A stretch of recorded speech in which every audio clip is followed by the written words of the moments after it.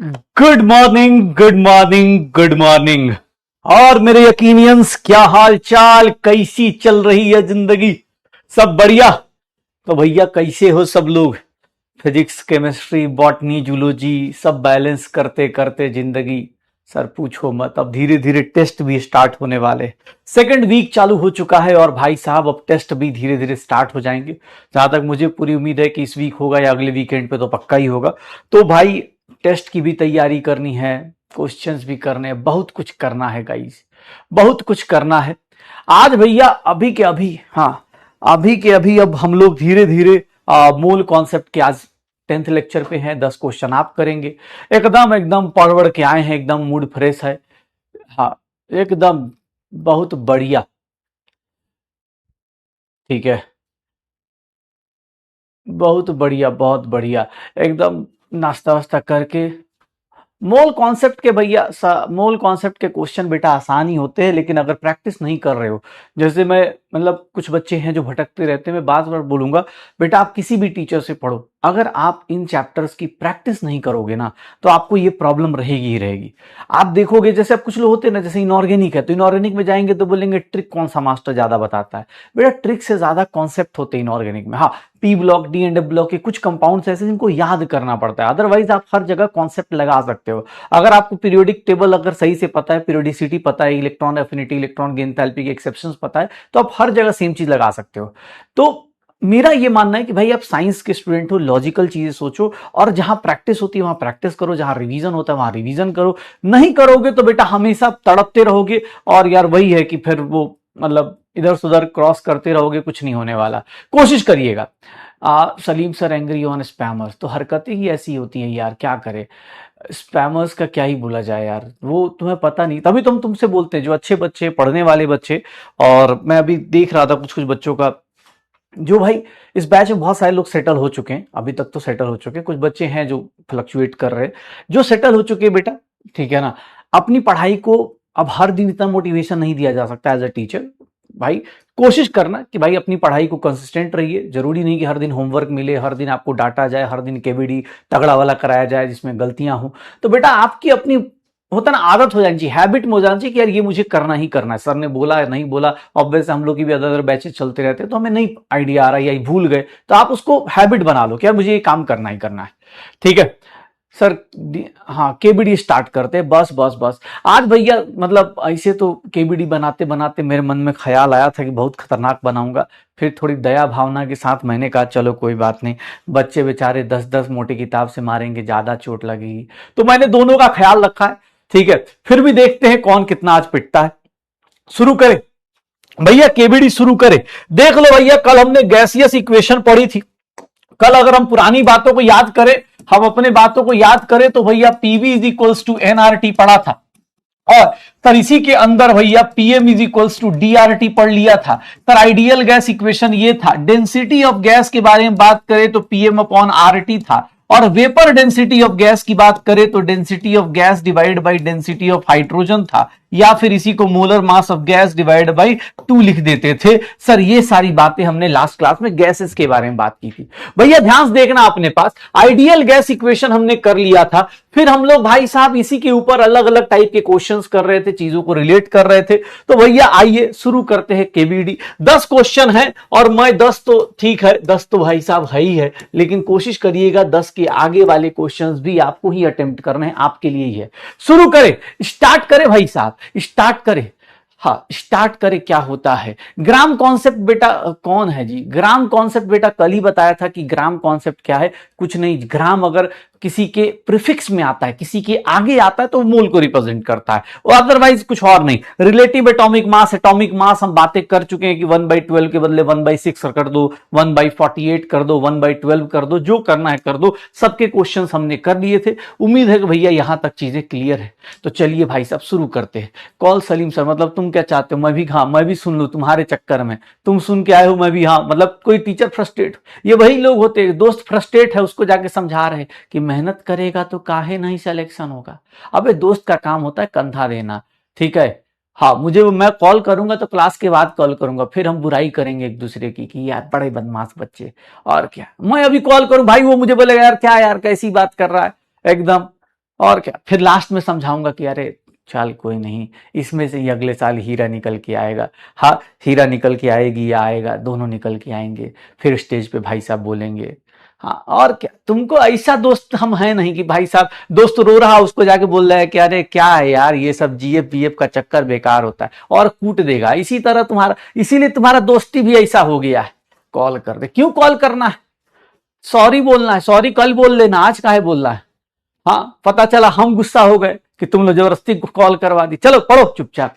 हाँ, चलो शुरू करते हैं। केबीडी में बस क्वेश्चन भैया, किताब लेके तैयार हो जाइएगा, मोटी किताब बगल में होनी चाहिए। और शुरू करते हैं। पहला क्वेश्चन, टाइम उतना ही मिलेगा जितना एग्जाम हॉल में प्रॉपरली आप यूज कर सकते हैं। भाई कोई भी ऐसा हो जिनको पोल नहीं चलता हो, प्लीज बेटा टाइम मत वेस्ट करना। अपना क्वेश्चन ऐसे लिख लेना, 1 उसका ए ऐसे टिक मार लेना, 2 इसका बी, मान लो गलत हुआ तो ये टिक मार लेना। भैया किसी का पोल ना चले तो उसमें टाइम मत वेस्ट करना। पोल ऊपर यहां पर देखोगे, यहां पर 3 ऐसे लाइन बनती है, उस पर अटेम्प्ट कर सकते हो, नहीं कर पाए कोई दिक्कत नहीं, क्वेश्चन लिखने की जरूरत नहीं होती। कॉल एमआर सर, मतलब तुम क्या यही समझो, कॉल सेंटर समझे हो क्या। हाँ, सलीम सर को कॉफी पिला दो। हाँ, और चले आगे चले, बहुत गुस्सा हो गए, तुम्हारी हरकतें ही वैसी होती हैं। ठीक है चलो ये देखो, चलो क्वेश्चन करते हैं। याद है भाई, पहला क्वेश्चन, बाप रे गजब इंग्लिश है भाई, साइड हो जाता हूं यार, इस क्वेश्चन का इंग्लिश पढ़ने में ही टाइम लग जाएगा हमको, तो हम साइड हो जाते हैं गाइज। ये क्या क्वेश्चन है जी, ये सब क्या चल रहा है, इंग्लिश का क्वेश्चन है सब।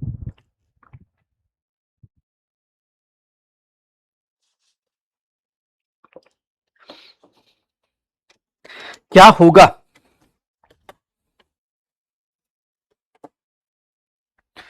क्या बनेगा।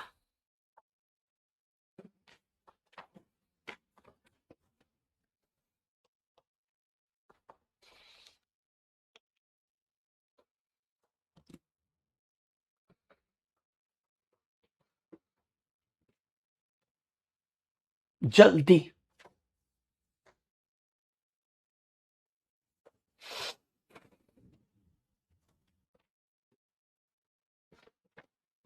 मतलब भाई इस क्वेश्चन को करने में मैं तो यहीं पर हटा दूंगा, ए और बी से ही पता चल गया कि भैया ए और बी तो जिंदगी में ये नहीं होगा कि सर ए और बी तो नए लोग हैं भाई साहब। आहा, मोटी किताब बेटा, पहला क्वेश्चन एकदम जोर जोर से। भैया लाइब्रेरी में हो तो बाहर निकल,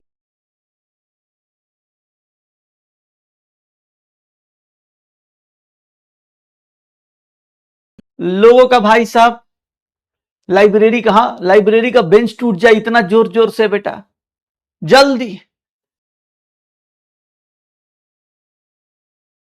देख रहा टेम्परेचर, अरे तुझे और कुछ पढ़ना हो चाहे ना पढ़ना, एग्जाम हॉल में यही सब चीजें, यही टेम्परामेंट डेवलप करना जरूरी है कि भैया ए और बी तो किसी हाल में सही नहीं है। सर सी डी ई नहीं पढ़े, मैं ही पढ़ूंगा, मैं क्यों पढ़ू, मुझे इतना कॉन्फिडेंस है कि ए और बी गलत है, तो भैया करेक्ट स्टेटमेंट क्या होगा, सी डी ई होगा। सर जानते हैं सर, ऐसे थोड़े ही ना होता है, एग्जाम हॉल में थोड़े ही ना ऐसा चलता है सर। बेटा यही सब चीज डेवलप करना है, यही सब चीज डेवलप करनी है। ओह माय गॉड सर, ये क्या है, ये सब क्या है, देखिएगा जल्दी से जल्दी बताइएगा सर, जल्दी से जल्दी,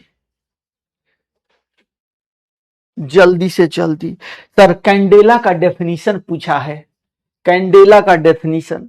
सर सिंड्रेला का पूछता तो हम बता भी देते कि एक अच्छी लड़की थी जो कभी कभी हमारे सिनेमा हॉल और टीवी में आया करती थी। कैंडेला के बारे में क्या बताएं हम आपको, ऊपर से फ्रीक्वेंसी पूछ रहा है, ऊपर से वाट पर स्टेरेडियन। ओ माय गॉड, यहाँ रेडियन और पाया, रेडियन और डिग्री में कन्वर्जन नहीं आ रहा सर, तो स्टेरेडियन बोल रहे हैं। कितना होगा भाई साहब, यहां पर देखेंगे तो भैया आपको एक नंबर पता होना चाहिए, ये भैया कितना था। तो सर अब जिन लोगों ने बार बार डेफिनेशन पढ़ी है उनको तो ये बात पता है। अब जो गलती करेंगे बेटा, इसको यहां पर वाट पर स्टेरेडियन दिया है। सर जिन लोगों का बेसिक मैथ बहुत कमजोर हो बेटा, रेडियन का बड़ा भाई होता है स्टेरेडियन, एक एंगल होता है, सॉलिड एंगल को स्टेरेडियन के टर्म्स में मेजर किया जाता है। तो भैया 1/683 आएगा। सर ये हमारा करेक्ट आंसर आएगा। बी की वैल्यू 1/683, सर ये नहीं होगा। सर क्या आंसर आएगा? B is the correct answer. बेटा ये जेई मेंस के क्वेश्चंस हैं, जितने लोगों ने ये गलत किया है एक बार डेफिनेशन पलटो अपनी, जो भी फिजिक्स के या एनसीईआरटी में दिया होगा, एनसीईआरटी में दिया होगा, मैं भी एनसीईआरटी, एक बार फिजिक्स एनसीईआरटी में जाके देखो, या मैंने जो डेफिनेशन का स्क्रीनशॉट दिया है उस पे जाके देखो, आपको पता चलेगा आपको क्या किया गया। कहां गया ये देख लो, यहां पर देखोगे तो भैया ये लिखा हुआ है, ये देखो LM वाट -1 ये लिखा हुआ है। सर ये देख लीजिएगा, यहां पर 683 के बगल में लिखेंगे तो LM, सर ये देख लो अपने स्टेरेडियन पर वाट दिया हुआ है, यहां वाट पर स्टेरेडियन है तो 1 ये 683 ये दिया है। सर इसको उल्टा करेंगे तो 1/683 आ जाएगा। सर जितने लोग हैं यार, हम डेफिनेशन रट के आए थे, लेकिन जानते हैं सर इतना दिमाग नहीं लगाए थे कि सर इस तरह से होता है। बेटा ये वाट पर स्टेरेडियन है, यहां देख लो वाट -1 है, अपनी नोटबुक में पढ़ लो पता चल जाएगा। तो भैया उल्टा किया है तो रेसिप्रोकल लेते ही क्या हो जाएगा 1/683। तो भाई साहब देख रहे हैं, ये जानते हैं बाबू ये कौन सा जेई मेंस का क्वेश्चन था। ये इसी क्वेश्चन के चक्कर में मैंने आपको सारा का सारा ऐसा यूनिट करवाया है, याद है? प्लैंक्स कांस्टेंट से क्या कौन सा ऐसा यूनिट डिफाइन होता है? जल्दी बोल जल्दी बोल, नहीं तो ऐसा ऐसा जल्दी, मोटी किताब भी मत, जल्दी बोल। प्लैंक्स कांस्टेंट से कौन सा होता था डिफाइन? जल्दी बोल सर। प्लैंक कांस्टेंट से कौन सा ऐसा यूनिट? जल्दी लिख, चैट में जल्दी लिख। प्लैंक्स कांस्टेंट से क्या डिफाइन होता था? जल्दी, अरे जल्दी बता। सर बोल्ट्जमैन कांस्टेंट से कौन सा डिफाइन होता था? अरे जल्दी, नहीं तो धार धार जल्दी जल्दी सुबह सुबह शुरू हो जा भाई, पढ़ाई नहीं चल रही, सिलेक्शन नहीं होगा एकदम। सर क्या होगा? सर प्लैंक्स कांस्टेंट से मास, सर मास डिफाइन होता था, केजी डिफाइन होता था। बोल्ट्जमैन कांस्टेंट से टेम्परेचर डिफाइन होता था। सर जानते हैं सर, मोटी किताब तो छोड़िए, अपने ही हाथ से पीटने का मजा सुबह सुबह अलग ही लेवल पे आ रहा है। सर अगले क्वेश्चन पे आइएगा गाइस, अगले क्वेश्चन पे आइएगा। कोई भी भैया क्वेश्चन में देख लीजिए सर, सिंपल सिंपल सा क्वेश्चन है, एकदम लप्पू सा क्वेश्चन है, लप्पू सा आंसर टिक मारना है। लेकिन जानते हैं सर, मैं कह तो रहा हूं इसमें भी देखना कुछ ऐसे महानुभाव होंगे जो इसमें भी गलतियां कर लेते हैं। सर लप्पू सा क्वेश्चन, अभी भैया मारते बहुत हैं आप, और क्या। ऑनलाइन में तुमको क्या लगता है पिटाई नहीं होती? कभी करो क्लास, हाँ सही से दिल से करो क्लास, पता चल जाएगा। पिटते हुए लोग यहां मुस्कुराते रहते हैं। देख लीजिए, किसके पास same number of significant figures है? किसके पास same number of significant figures है? Choose the correct answer. भैया इस तरह का क्वेश्चन भाई साहब, मतलब किसके पास same number of significant figures हैं, अगर आपको दिख रहा है तो इस क्वेश्चन में हाथ पैर कुछ भी नहीं चलाना है, बस दिमाग लगाना है, आंखें अपनी दिखनी चाहिए। आंखें दिख रही हैं कि भैया कुछ कह रहा है, ए भी कुछ कह रहा है, सी भी कुछ कह रहा है, डी भी कुछ कह रहा है। ए सी डी भैया ये देख के हो जाएगा। बी में 5 सिग्निफिकेंट फिगर है, बाकी सब जगह 3 है, भैया बी को छोड़ दो, बाकी सब जगह अपना आंसर आएगा। तो ए सी डी ये हमारा आएगा क्या? सर अब जाके थोड़ा आया। अभी भी देखो कुछ लोग हैं, अभी भी भाई मैं सोच रहा था इस क्वेश्चन में तो 80% पार होगा, ज्यादा उम्मीदें पाल ली है मैंने।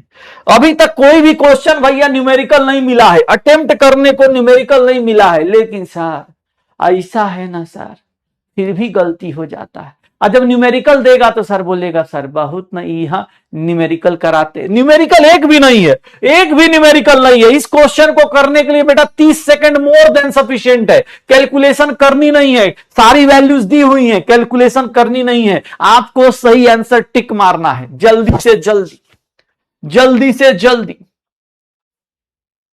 जल्दी से जल्दी, कैलकुलेशन करनी नहीं है भैया, सिर्फ और सिर्फ टिक मारना है।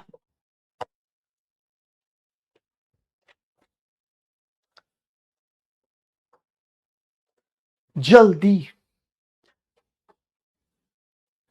बेसिक क्वेश्चन देखा है। बेसिक क्वेश्चन क्या होता है बेटा? ये बेसिक ही है, इसको क्या एडवांस क्वेश्चन थोड़ी ना कहते हैं।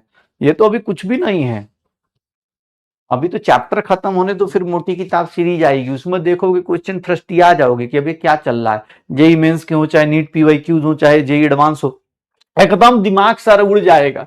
सर यहां पर देखेंगे तो भैया हमारा इसमें 4 सिग्निफिकेंट फिगर, इसमें 3, इसमें भैया 4, आंसर किसमें होगा? 3 में।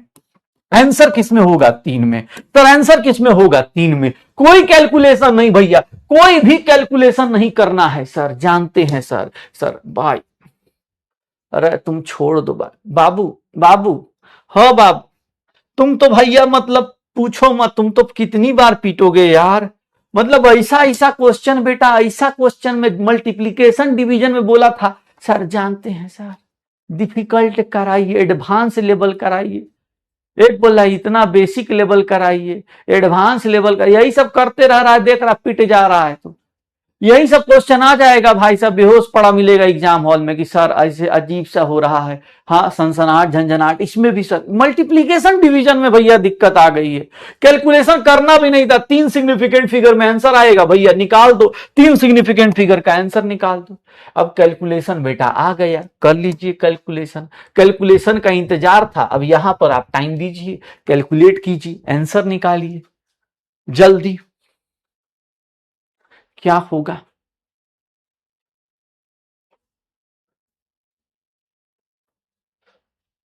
पड़ोस वाला क्या बोल रहा है?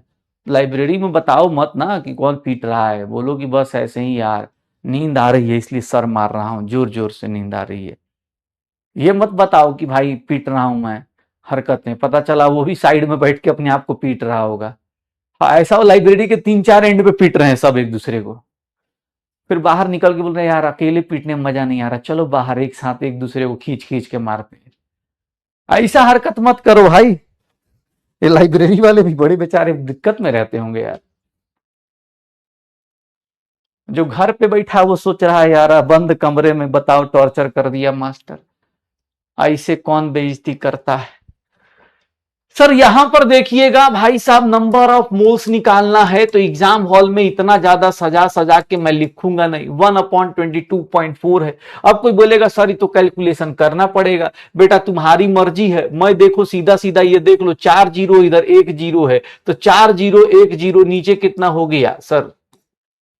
ये 14187 डिवाइड बाई 22,700, सर 22,700 को आप डिवाइड मल्टीप्लाई करेंगे, अब आपको खुद पता है कि 0 पॉइंट होगा। अब 0 पॉइंट होगा उसके बाद भैया आप खुद बता दो कितना आंसर आएगा। 0 पॉइंट होगा उसके बाद कौन सा आंसर आएगा? कितना आंसर आ रहा है सर, कितना? यही है ना?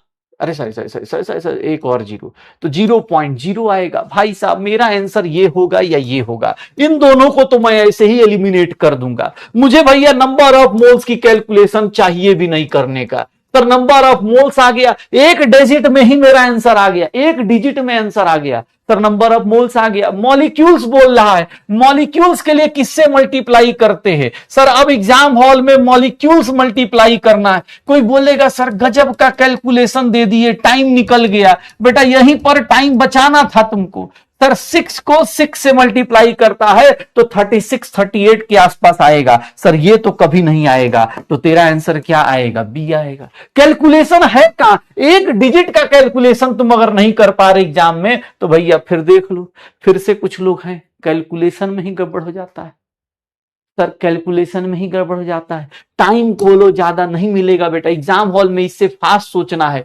एग्जाम हॉल में इतना सुंदर सजा के लिखेगा क्या? सच बता, जो पढ़ने वाले तुमको लगता है इतना सुंदर सजा के लिखोगे? मैं तो नहीं लिखता, मैं तो यहीं पर सीधा यहीं पर टू टू टू टू, हाँ ऐसे ठीक है, 3 डेसिमल 4 डेसिमल नीचे से 3 1 डेसिमल, सर सीधा सीधा यहाँ क्या हो गया? 0 0 0 हो गया सर, डिवाइड करके देख लो 0.0 आएगा सर, 0.0 आएगा, उसके आगे ही कहानी खत्म, निकाल लो। अब सर नहीं ना सर, सुंदर सुंदर सजा सजा के लिखना है। एग्जाम के लिए कौन पढ़ता है सर? हम तो नोट्स बनाने के लिए पढ़ते हैं, ताकि हाँ सही है सर। एटॉमिसिटी से क्यों नहीं मल्टीप्लाई किया? एटॉमिसिटी से कैसे मल्टीप्लाई कर दे? मॉलिक्यूल पूछ रहा है, मॉलिक्यूल में एटॉमिसिटी से मल्टीप्लाई करोगे? रोक लो बेटा, दिमाग के घोड़े वहीं पर रोक दो, एकदम नहीं आगे दौड़ाना है। एटम नहीं पूछ रहा, मॉलिक्यूल पूछ रहा है भैया, क्यों जबरदस्ती जाना है एटम के पास? जब एटम पूछेगा तो एटम नहीं निकाल पाओगे सर। ऐसा ऐसा क्वेश्चन बताइए, ऐसे कैसे अरेंज करेंगे? अब देखिएगा इसमें भी कैलकुलेशन करने में दिक्कत आएगी सर, ये देखिएगा जल्दी 22.4 भी लेते बेटा तो उसी के आसपास आता। जल्दी पोल मिस हो जा रहा है, पोल मिस हो जा रहा है तो भैया स्पीड बढ़ाइए। पोल भैया उतना ही, 1 मिनट काफी होता है ऐसे क्वेश्चन को करने के लिए। 1 minute is more than sufficient बेटा। नहीं कर रहे हैं तो प्रैक्टिस नहीं है इसका मतलब।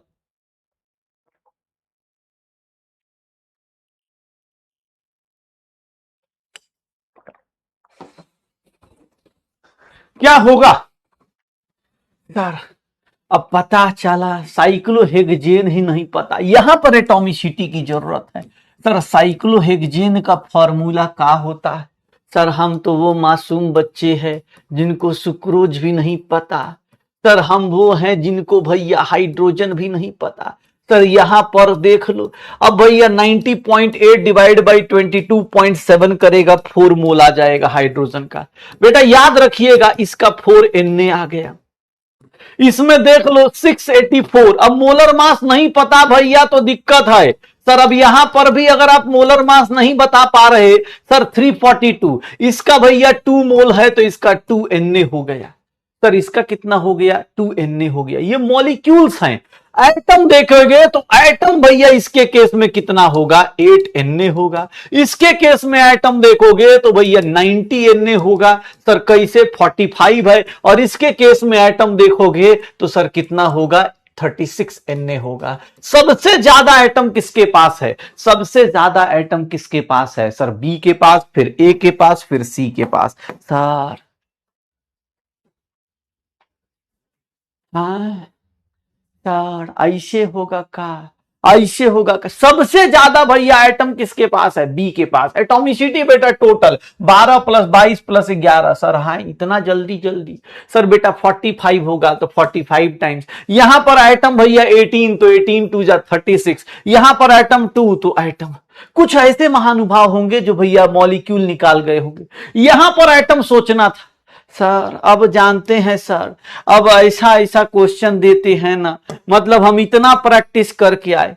हाँ मतलब मोटी किताब बिना उठाए काम ही नहीं चल रहा सर।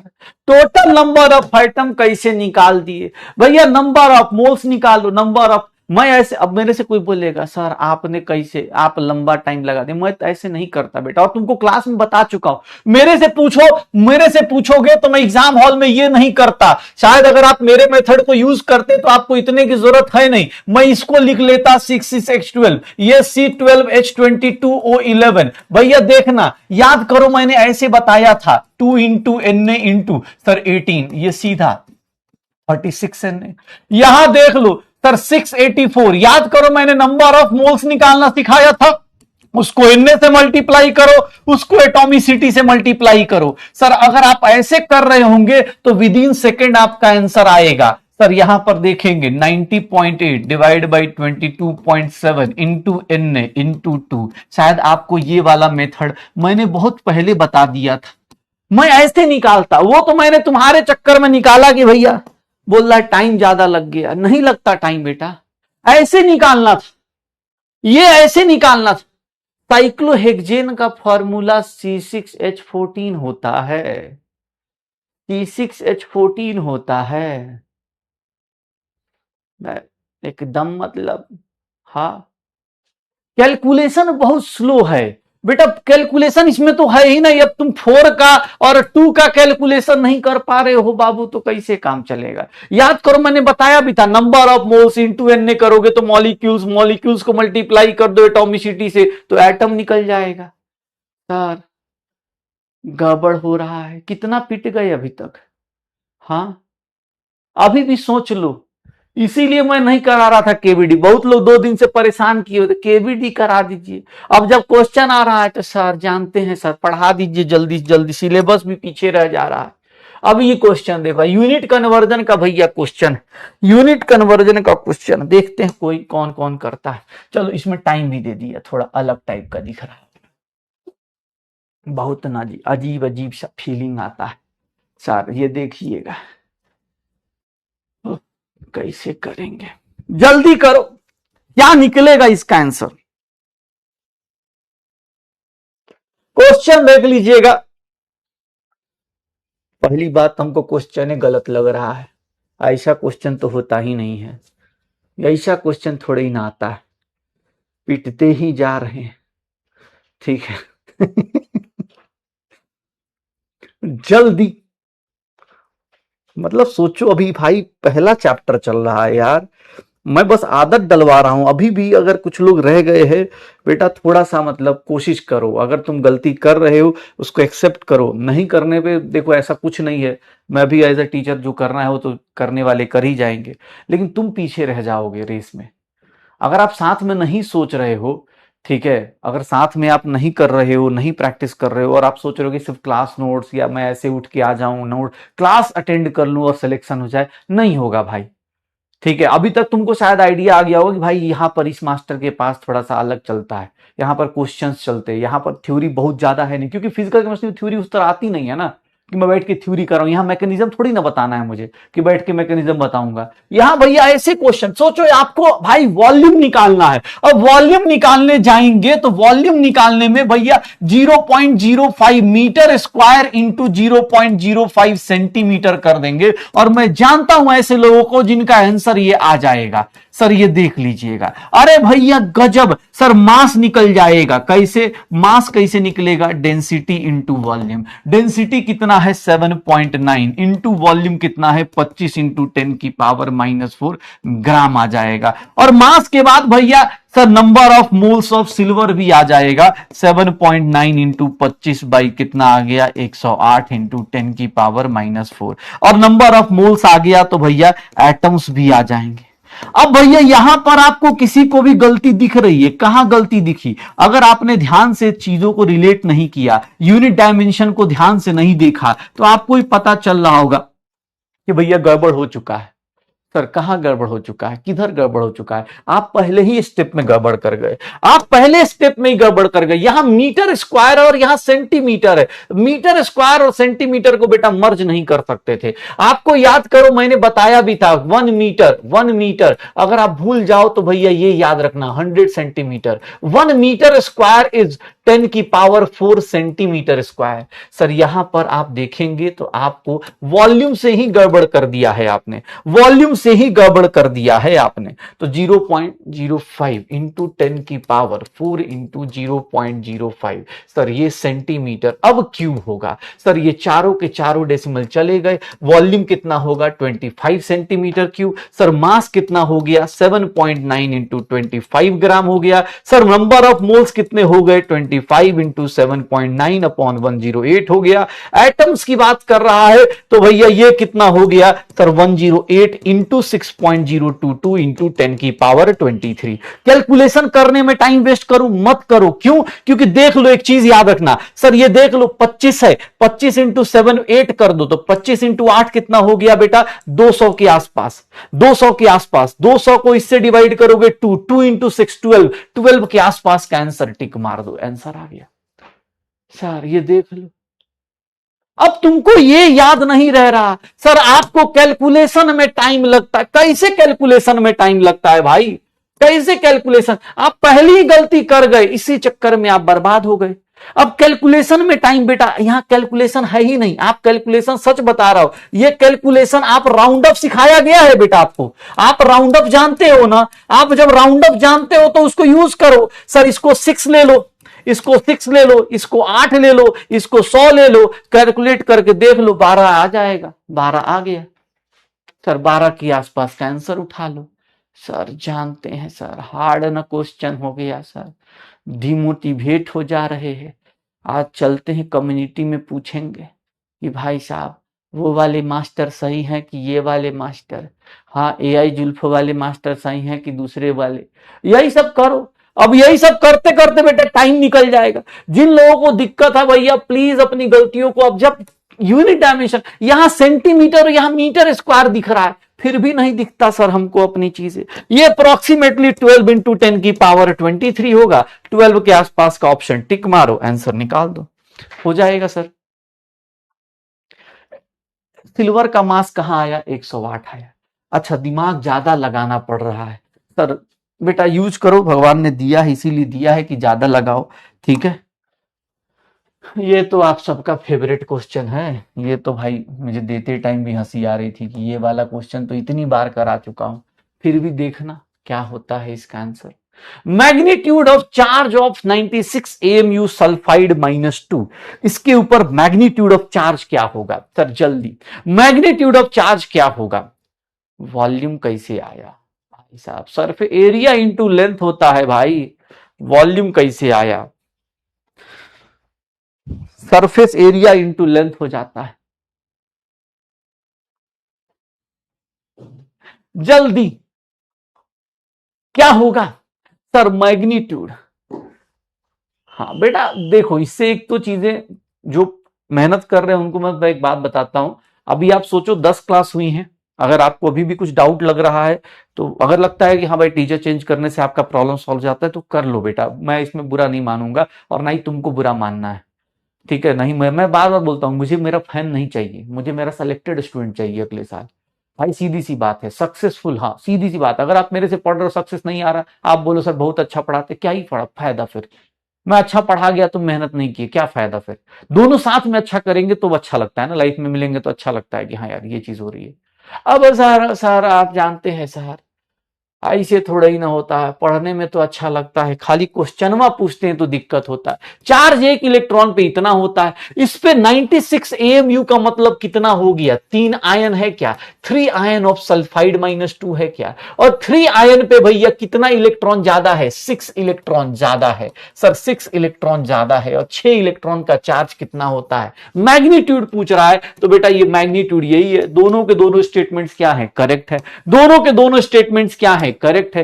चार्ज ऑन 1 इलेक्ट्रॉन, अच्छा ओके ओके, नहीं नहीं नहीं नहीं नहीं नहीं नहीं, ओहो हो।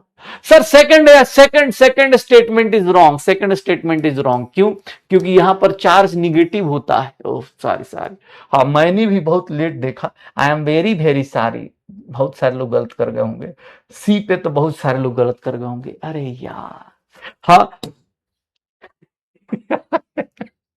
इसको बोलते हैं इन्फ्लुएंस होके गलत करना। यहां ऊपर मैग्नीट्यूड लिखा हुआ है, लेकिन सर जानते हैं दिमाग में क्या चल रहा था? हमको तो मैग्नीट्यूड लेना था। सर ऐसा मत करो सर, इजी क्वेश्चन में गलत सर, इजी क्वेश्चन में गलत करवा दिए सर। मैंने नहीं, मैं तो तुम्हारे साथ, तुम्हारा जो एग्जाम में इमोशन चलता है उसी को बोल रहा हूं। तुमने देखो ऊपर मैग्नीट्यूड लिखा है, यहां चार्ज लिखा है, सर चार्ज ले लिया। तुम खुद से बता। अरे यार तुम, तब मैं नहीं कराता, एक काम करो। हाँ बोल रहा है सर ऐसे चीटिंग है, चीटिंग है तो भैया नहीं कराता हूं, तुम भी खुश रहो मैं भी खुश रहता हूं। ठीक है? ऊपर मैग्नीट्यूड लिखा, नीचे चार्ज लिखा है, लेकिन सर ऐसे थोड़ा ही ना होता, हमने तो सर सही सोचा था। बेटा सही सोचा था, बट एग्जाम का लैंग्वेज भी तो देखो। ओह, ठीक है, ऐसा ऐसा क्वेश्चन भैया फंस जा रहा है सर।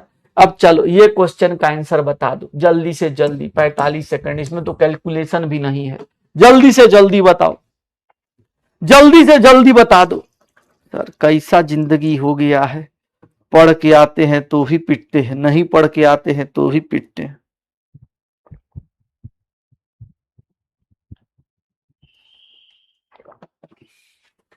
इस क्लास में सबसे पहले मस्त मजा में कौन रहता है?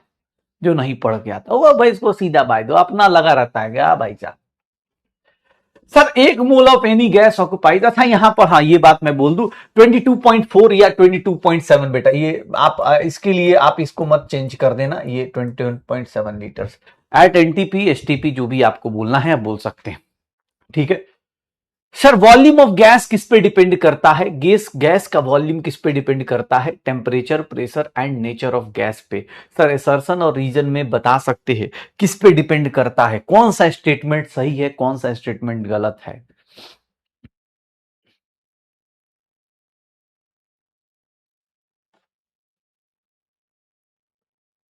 क्या होगा सर? वो 22.7 सेम है वो, मतलब ठीक है पुराना क्वेश्चन है तो आपको एनटीपी एसटीपी, अरे भाई तू यार एसटीपी भी लिख दे इसको, क्या मतलब एसटीपी?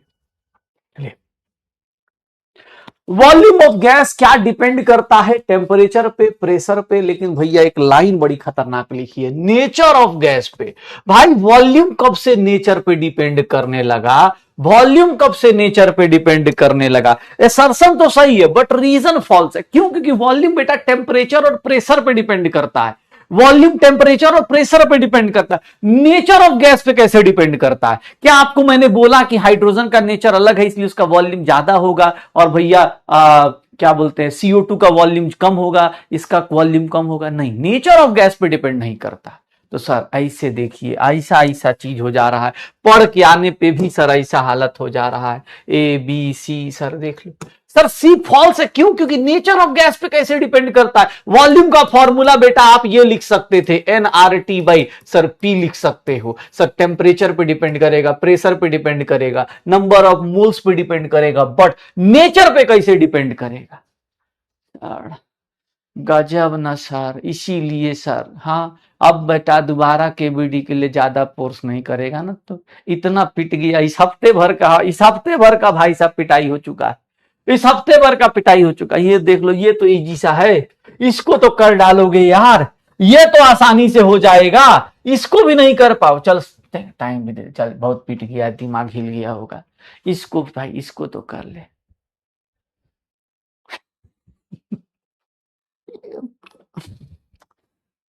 देखो आप सही सोच रहे हो या गलत सोच रहे हो, अब यही अगर अभी अभी से आदत नहीं डालोगे आप कि हाँ यार मुझे आइडेंटिफाई करना है, तो आपको आपको क्या लगेगा? आप एग्जाम हॉल से जैसे ही बाहर आओगे बोलोगे अरे यार ये भी गलत हो गया, ये भी गलत हो गया। आप सोच के आओ, आप एक चैलेंज ले रहे हो। कल तो हम लोग चैलेंज ही कर रहे थे ना, मैंने कोई क्वेश्चन ऐसा नहीं डाला है जो बहुत हाई फाई हो। अभी तो वो बाकी है, वो लेवल आना बाकी है। लेकिन सोचो आप इसी में परेशान हो गए। मैं तो अभी कुछ क्वेश्चन ऐसे हैं भाई साहब, अभी वेट कर रहा हूं कि अगला मंडे को आऊं तो उसमें भाई साहब पैराग्राफ का बड़ा बड़ा क्वेश्चन लिखूंगा और आंसर होगा अच्छा एकदम लप्पू सा, लेकिन वो पैराग्राफ देख के डर लग जाए। तो भैया आप सोचो, आप इतना इजी क्वेश्चन में भी अगर आप गलत कर रहे हो तो अपने ऊपर थोड़ा सा मेहनत करने की कोशिश की जाए कि भाई हाँ यार मैं मेहनत करूंगा, ऐसे कैसे गड़बड़ हो रहा है मेरा, क्या आंसर आएगा इसके केस में? सर कार्बन का 12 ये तो कट कर दो, कार्बन का 12 और यहां पर कितना हो गया ये भी कट कर दो, कार्बन का 13 और इसका कितना हो गया 8 7 15, सर ये भी गड़बड़ हो गया। यहां देखोगे 14, यहां देखोगे 15 में से एक 14, सर यहां 7 6 13 एक 14, यहां पर भी 14, सर फर्स्ट वन ही हमारा आंसर है। तुम चाहोगे कि सर ऐसा ऐसा क्वेश्चन करा दीजिए, ऐसा क्वेश्चन देख लो, सब लोग देख लो एकदम बाउंस बैक कर जा रहे, एकदम ऐसा क्वेश्चन में सब बाउंस बैक कर जाएंगे। लेकिन भैया जो फंसने वाले क्वेश्चंस हैं जहां पर आप गलती कर सकते हो, ये अब ये स्टेटमेंट आप खुद से सोचो, नेचर ऑफ गैस पे कैसे आपने टिक मार दिया? इस स्टेटमेंट में चार्ज ऑन 1 इलेक्ट्रॉन। अब बेटा आप सोच लो यही सब गलतियां अगले अगले साल हो जाए तो क्या लगेगा? पेपर तो आसान था, इसको बोलते हैं ट्रिकी पेपर, ट्रिक बना दिया गए सर एकदम। आप सोच ही नहीं रहे, ऊपर मैग्नीट्यूड लिखा है नीचे मैग्नीट्यूड नहीं लिखा, फिर भी ले रहा मैग्नीट्यूड।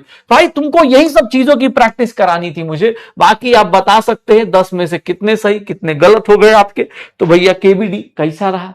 7 9 8 6 5, बहुत पीता होगा जी, 3 वाला भी है, 4, अरे भाई साहब हाँ 4 7 3 6, सदमे में चला गया होगा भाई पिट पिट के, तो जोर जोर से बेटा।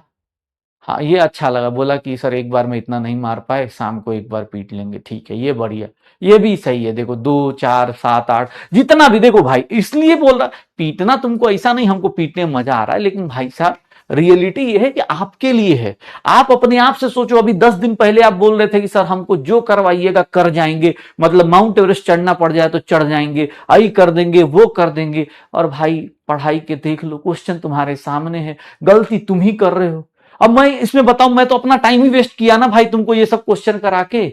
मैं तो चाहता तो भाई तुमको आता ही है ना, एज ए टीचर मैं तो सेफ ही हूं, मैं तो बोल दूंगा कि बेटा मैंने तो ये मना ही किया था, अगले साल पेपर डिस्कशन होगा बोल दूंगा कि अरे बाबू देखो ये तो मैंने बोला ही था। लेकिन मैं इस क्लास में इसलिए करवा रहा हूं कि मुझे ये चीज सिखानी है कि भैया ये गलतियां होती हैं, ऐसी गलतियां हो जाती हैं, आप ही करते हो। अभी टाइम लिमिट लगा है, आप ही गलती कर रहे हैं, आपकी क्लास में लोग गलतियां कर रहे हैं। पक्का चले भाई साहब? तो चलो एक काम करते, कल जो हमने किया था सिली मिस्टेक हो जाता है या कुछ भी हो जाता है भाई, देखो तुम्हें कोई भी मतलब बार बार ये बोला जाता है कि आपको अपनी प्रिपरेशन ज्यादा अच्छे से पता है, एज अ तो एज ए स्टूडेंट आप ज्यादा अच्छे से अपने आप को जानते हो कि अब मैं कहां पर लैग कर रहा हूं, कहां पर नहीं कर रहा हूं। आपको अपने आप को जानना है, उसके ऊपर वर्क करना है। यहां पर चैट में हर एक इंडिविजुअल अलग अलग है। मेरे से कोई पूछेगा, हर एक बच्चा अलग अलग है। मेरे से कोई टॉपर पूछ रहा है सर ये पढ़ना है, मैं बोलता हूं हाँ तुम ये भी साइड में कर दो। मैं कुछ ऐसे बच्चों को जान रहा हूं साइड बाई साइड ऑर्गेनिक भी पढ़ गए, वो भाई ये भी पीछे सर कहां से करे, तो वो भी बता। भाई जो करने वाले वो साइड से बहुत कुछ कर रहे हैं, जो जो इसमें मेहनत कर रहे हैं इसमें भी बहुत अच्छा कर रहे हैं। हर एक इंडिविजुअल की अपनी अपनी डिमांड्स है। कुछ लोगों का 11-12 उतना अच्छा नहीं था, तो सिंपल सा बैच को अच्छे से फॉलो करो, प्रैक्टिस करो जितना कर सकते हो, तैयार हो जाओ। तुमको रियलिटी चेक दे रहा हूं, नहीं तो बेटा हर चीज अच्छा है, सब बढ़िया चल रहा है, एकदम प्रिपरेशन तेजी से करेंगे। ठीक है, मेरे से पूछोगे, मेरे से कट ऑफ जो पूछोगे, अगर मैं पूछूं तो भैया इसमें 8 होना चाहिए था। 8 से अगर कम पे आ रहे हो आप, इसका मतलब आपकी सर आप क्वेश्चन रीड सही से नहीं कर रहे हो। 8 से अगर आपका कम आ रहा है मतलब क्वेश्चन रीड सही से नहीं कर रहे हो, क्वेश्चन पढ़ते टाइम कुछ ना कुछ मतलब होता है ना कि आप एज अ सीरियस नहीं ले रहे हो केबीटी को। 8 इज द कट ऑफ। 8 से आप नीचे हो मतलब आपने प्रिपरेशन सही से, आप पेपर अटेम्प्ट नहीं कर रहे हो। अब ऐसा क्वेश्चन बताओ, चलो ये क्वेश्चन बता, ये क्वेश्चन तो कल का, हाँ ये तो आज की क्लास में है। PV is equals to NRT से शुरू करना है, चलो शुरू करो।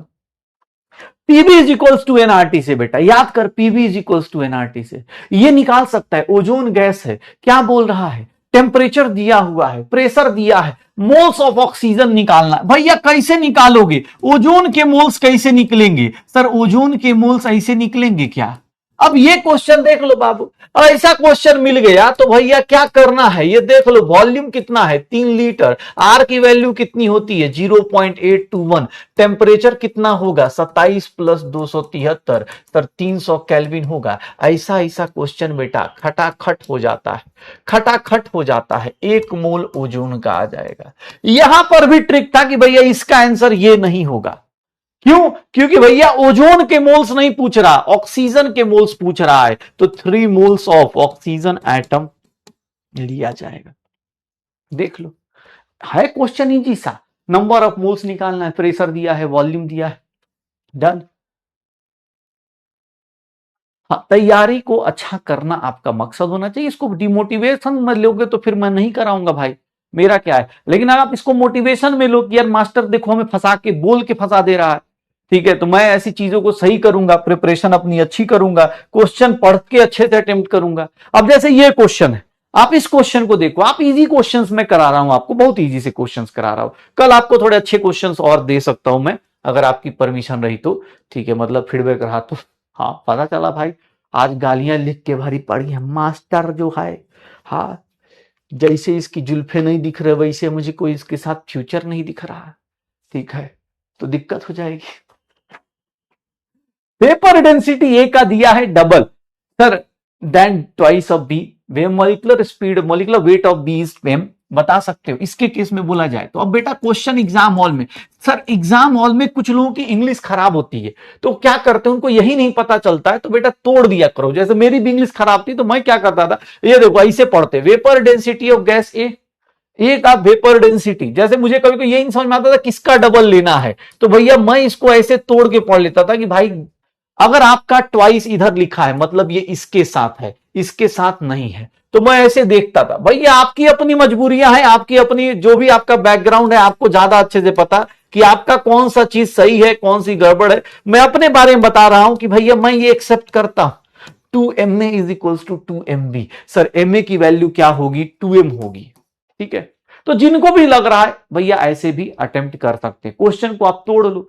कोई बोल रहा है क्वेश्चन रीड करके एक्सप्लेन कर दो, बेटा एग्जाम हॉल में मैं एक्सप्लेन करने तो नहीं आऊंगा, आपको खुद ही एक्सप्लेन करना पड़ेगा खुद से ही। यही आदत अभी से डालने की कोशिश कर रहा हूं तो आपको बुरा लग रहा है। मैं बता दूंगा कि पढ़ लो, ऐसे तो बेटा हर एक क्वेश्चन को रीड कर करके मैं समझा सकता हूं। जैसे अब ये क्वेश्चन है, इस क्वेश्चन में कुछ भी नहीं है, लेकिन भैया सामने वाले ने मजे ले लिए, बताओ इसका आंसर क्या होगा। तब number of moles per litre पूछ रहा है, मतलब एन बाई वी पूछ रहा है। पूछने का तरीका देखो, एन बाई वी पूछ रहा है कि एन बाई वी की वैल्यू क्या होगी। अरे बेटा कल ही पढ़ा है PV is equals to NRT, sir N by V की वैल्यू किसके बराबर होगी, एन बाई वी की वैल्यू किसके बराबर होगी, पी बाई आर टी के। सर ये क्वेश्चन में कोई दम है, लेकिन जैसे ही एग्जाम हॉल में पहली बार देखोगे सर डर लगना शुरू कि सर ऐसे कैसे। भैया पूछने का स्टाइल देखो, पर लीटर मतलब वॉल्यूम से डिवाइड कर दिया है, बता दो टर्म्स में, भाई ऐसे ऐसे क्वेश्चन देगा। अब 1 एटीएम कितना बार होता है सर? 1 एटीएम, अब ऐसा क्वेश्चन सर 1 एटीएम कितना होता है, जल्दी सोच कितना होता है? 760, 76 सर, 1.01325 सर, 1 एटीएम इतना हो जाता है पक्का। सर एयर प्रेशर को कैसे मेजर करते हैं, याद करो, ये बीपी का मेजरमेंट था, ये भैया मिल्क का प्योरिटी चेक करता है, मिल्क का प्योरिटी चेक करता है, ये बेटा डेंसिटी मतलब ह्यूमिडिटी मेजर करता है, आपके ह्यूमिडिटी मेजर करता है। सर ह्यूमिडिटी कितना है, पानी के कितने मतलब वो है, बैरोमीटर मेजर करता है। तो ऐसा क्वेश्चन बेटा आप देख लो, यही था ना कल, स्फाइगो जो भी था मैनोमीटर, स्फाइगो मैनोमीटर, ठीक है चलो हो जाएगा सर। ऐसा यूनिट ऑफ प्रेशर क्या है सर? ऐसा यूनिट ऑफ प्रेशर भैया जोश जोश में लोग एटमॉस्फेयर टिक मार देते हैं, नहीं सर, पास्कल होता है या फिर न्यूटन पर मीटर स्क्वायर होता है। तो ऐसे क्वेश्चन बेटा खटाखट हो जाते हैं। मैं आपको मना नहीं कर रहा हूं कि ऐसे क्वेश्चन होंगे ही नहीं, लेकिन बेटा हर टाइम ऐसे क्वेश्चन नहीं पूछे जाएंगे ना, हर टाइम ऐसे क्वेश्चंस नहीं पूछे जाएंगे। अगर आप आज का, फिर से बोल रहा हूं, आप गैस के बारे में कल पढ़े हो ना, ज्यादा दूर नहीं जाना, आज और कल दो जगह आप गैस, कल गैस पढ़ाया मैंने आपको, आज गैसेस के लॉज मुझे बताने हैं, मैं आपको गैसियस लॉज, अब जैसे ये चीजें हैं, गैसियस लॉज आज पढ़ाऊंगा, उसको देख लीजिएगा, कल मैं उसी के क्वेश्चन आपसे पूछ लूंगा, फिर भी आप गलती करेंगे, फिर भी आप गलती करेंगे। फिर से बोल रहा हूं, चैलेंज नहीं, ये बोल रहा हूं कि इसको मतलब एज ए टीचर बता रहा हूं, तुम सोचने का लेवल बढ़ा के आओ कि भाई सोच के मैं आऊंगा, इस तरह से पढ़ के आऊंगा। ये देख 2 मोल दिया है, टेम्परेचर दिया है, वॉल्यूम दिया है, प्रेशर बताओ, तो प्रेशर की वैल्यू क्या होगी? nRT/V। अब कुछ बोले सर ये फॉर्मूला कैसे लिख दे रहे? बेटा मैं घर पे प्रैक्टिस किया, PV is equals to nRT, तो मैंने कल प्रैक्टिस किया भाई, P is equals to nRT/V। तुम क्या सोच रहे हो सर ऐसे मत लिखिए, आप पहले इसको, तुम लोग कहां से स्टार्ट होते हो? यहां से सर, अच्छा प्रेशर, अच्छा हाँ nRT/P, अच्छा V, अच्छा हाँ वॉल्यूम, प्रेशर N, अच्छा R क्या ले, आर क्या ले, प्रेशर एटीएम में, अच्छा वॉल्यूम, इतना सोच सोच के करोगे, इसीलिए, अब इसीलिए तुम्हारा टाइम लग जाता है। अगर तुम सोच सोच के करोगे तो यही सब तुम्हारा टाइम लेके जाएगा। लो भैया इसको इसको कैंसिल आउट, आंसर कितना आ जाएगा? 2। सर प्रेशर कितना आ जाएगा? कुछ लोग क्या करते हैं, कुछ लोग क्या करते हैं, यही सब करते हैं ना, अब उनको फॉर्मूला ही याद नहीं आ रहा, वो डायरेक्ट ये लिख ही नहीं पा रहे, क्यों? क्योंकि सर कल घर पे जाके सर देख लिया, हाँ ठीक है, बढ़िया है, अच्छा है, हाँ ठीक है, आइडियल गैस इक्वेशन तो हमको अपने टाइम पे भी आता ही था। बेटा यही गलती नहीं करनी है। अगर आपको समझ में आ गया तो चीजों को रिलेट कीजिएगा, सोचिएगा, ठीक है। अब इजी क्वेश्चंस बेटा सब लोग कर लेते हैं, मैं इसके लिए मना नहीं कर रहा हूं, लेकिन थोड़ा सा अच्छा क्वेश्चन तो टाइम लगेगा। कल मैंने आपको एक बॉयल्स लॉ बता दिया था। बॉयल्स लॉ बेटा मैंने बताया था कि सर ये कब लगता है, जब कांस्टेंट टेम्परेचर होता है, eight constant temperature, temperature constant हो और अमाउंट ऑफ गैस क्या रहे, फिक्स्ड रहे, फिक्स्ड अमाउंट ऑफ गैस रहे, तो वहां पर मैंने बताया था कि pressure is inversely proportional to volume. Sir PV is equals to pressure into volume is equals to constant. अगर भाई गैस देखेंगे P1 V1 is equals to P2 V2 हो जाता है। सर ये बात हम लोग कल कर चुके हैं कि भैया अगर टेम्परेचर कांस्टेंट और फिक्स्ड अमाउंट ऑफ गैस है तो आइडियल गैस इक्वेशन से आप एक लॉ बना सकते हैं, that is what, Boyle's law. ये क्या हो जाता है, बॉयल्स लॉ, ठीक है, ये हमने कल बात कर ली थी। एक्चुअली बेटा आइडियल गैस इक्वेशन डायरेक्ट नहीं आया था, पहले बॉयल्स लॉ आया, फिर एक और लॉ आया, क्या सर देखिएगा, ये देख लीजिए, PV is equals to nRT। ये सेम इक्वेशन आपको फिजिक्स में काइनेटिक थ्योरी ऑफ गैसेस में मिलेगा, PV is equals to nRT। ध्यान से देखिएगा, at constant volume, constant pressure लेता हूं, constant pressure and fixed amount of gas.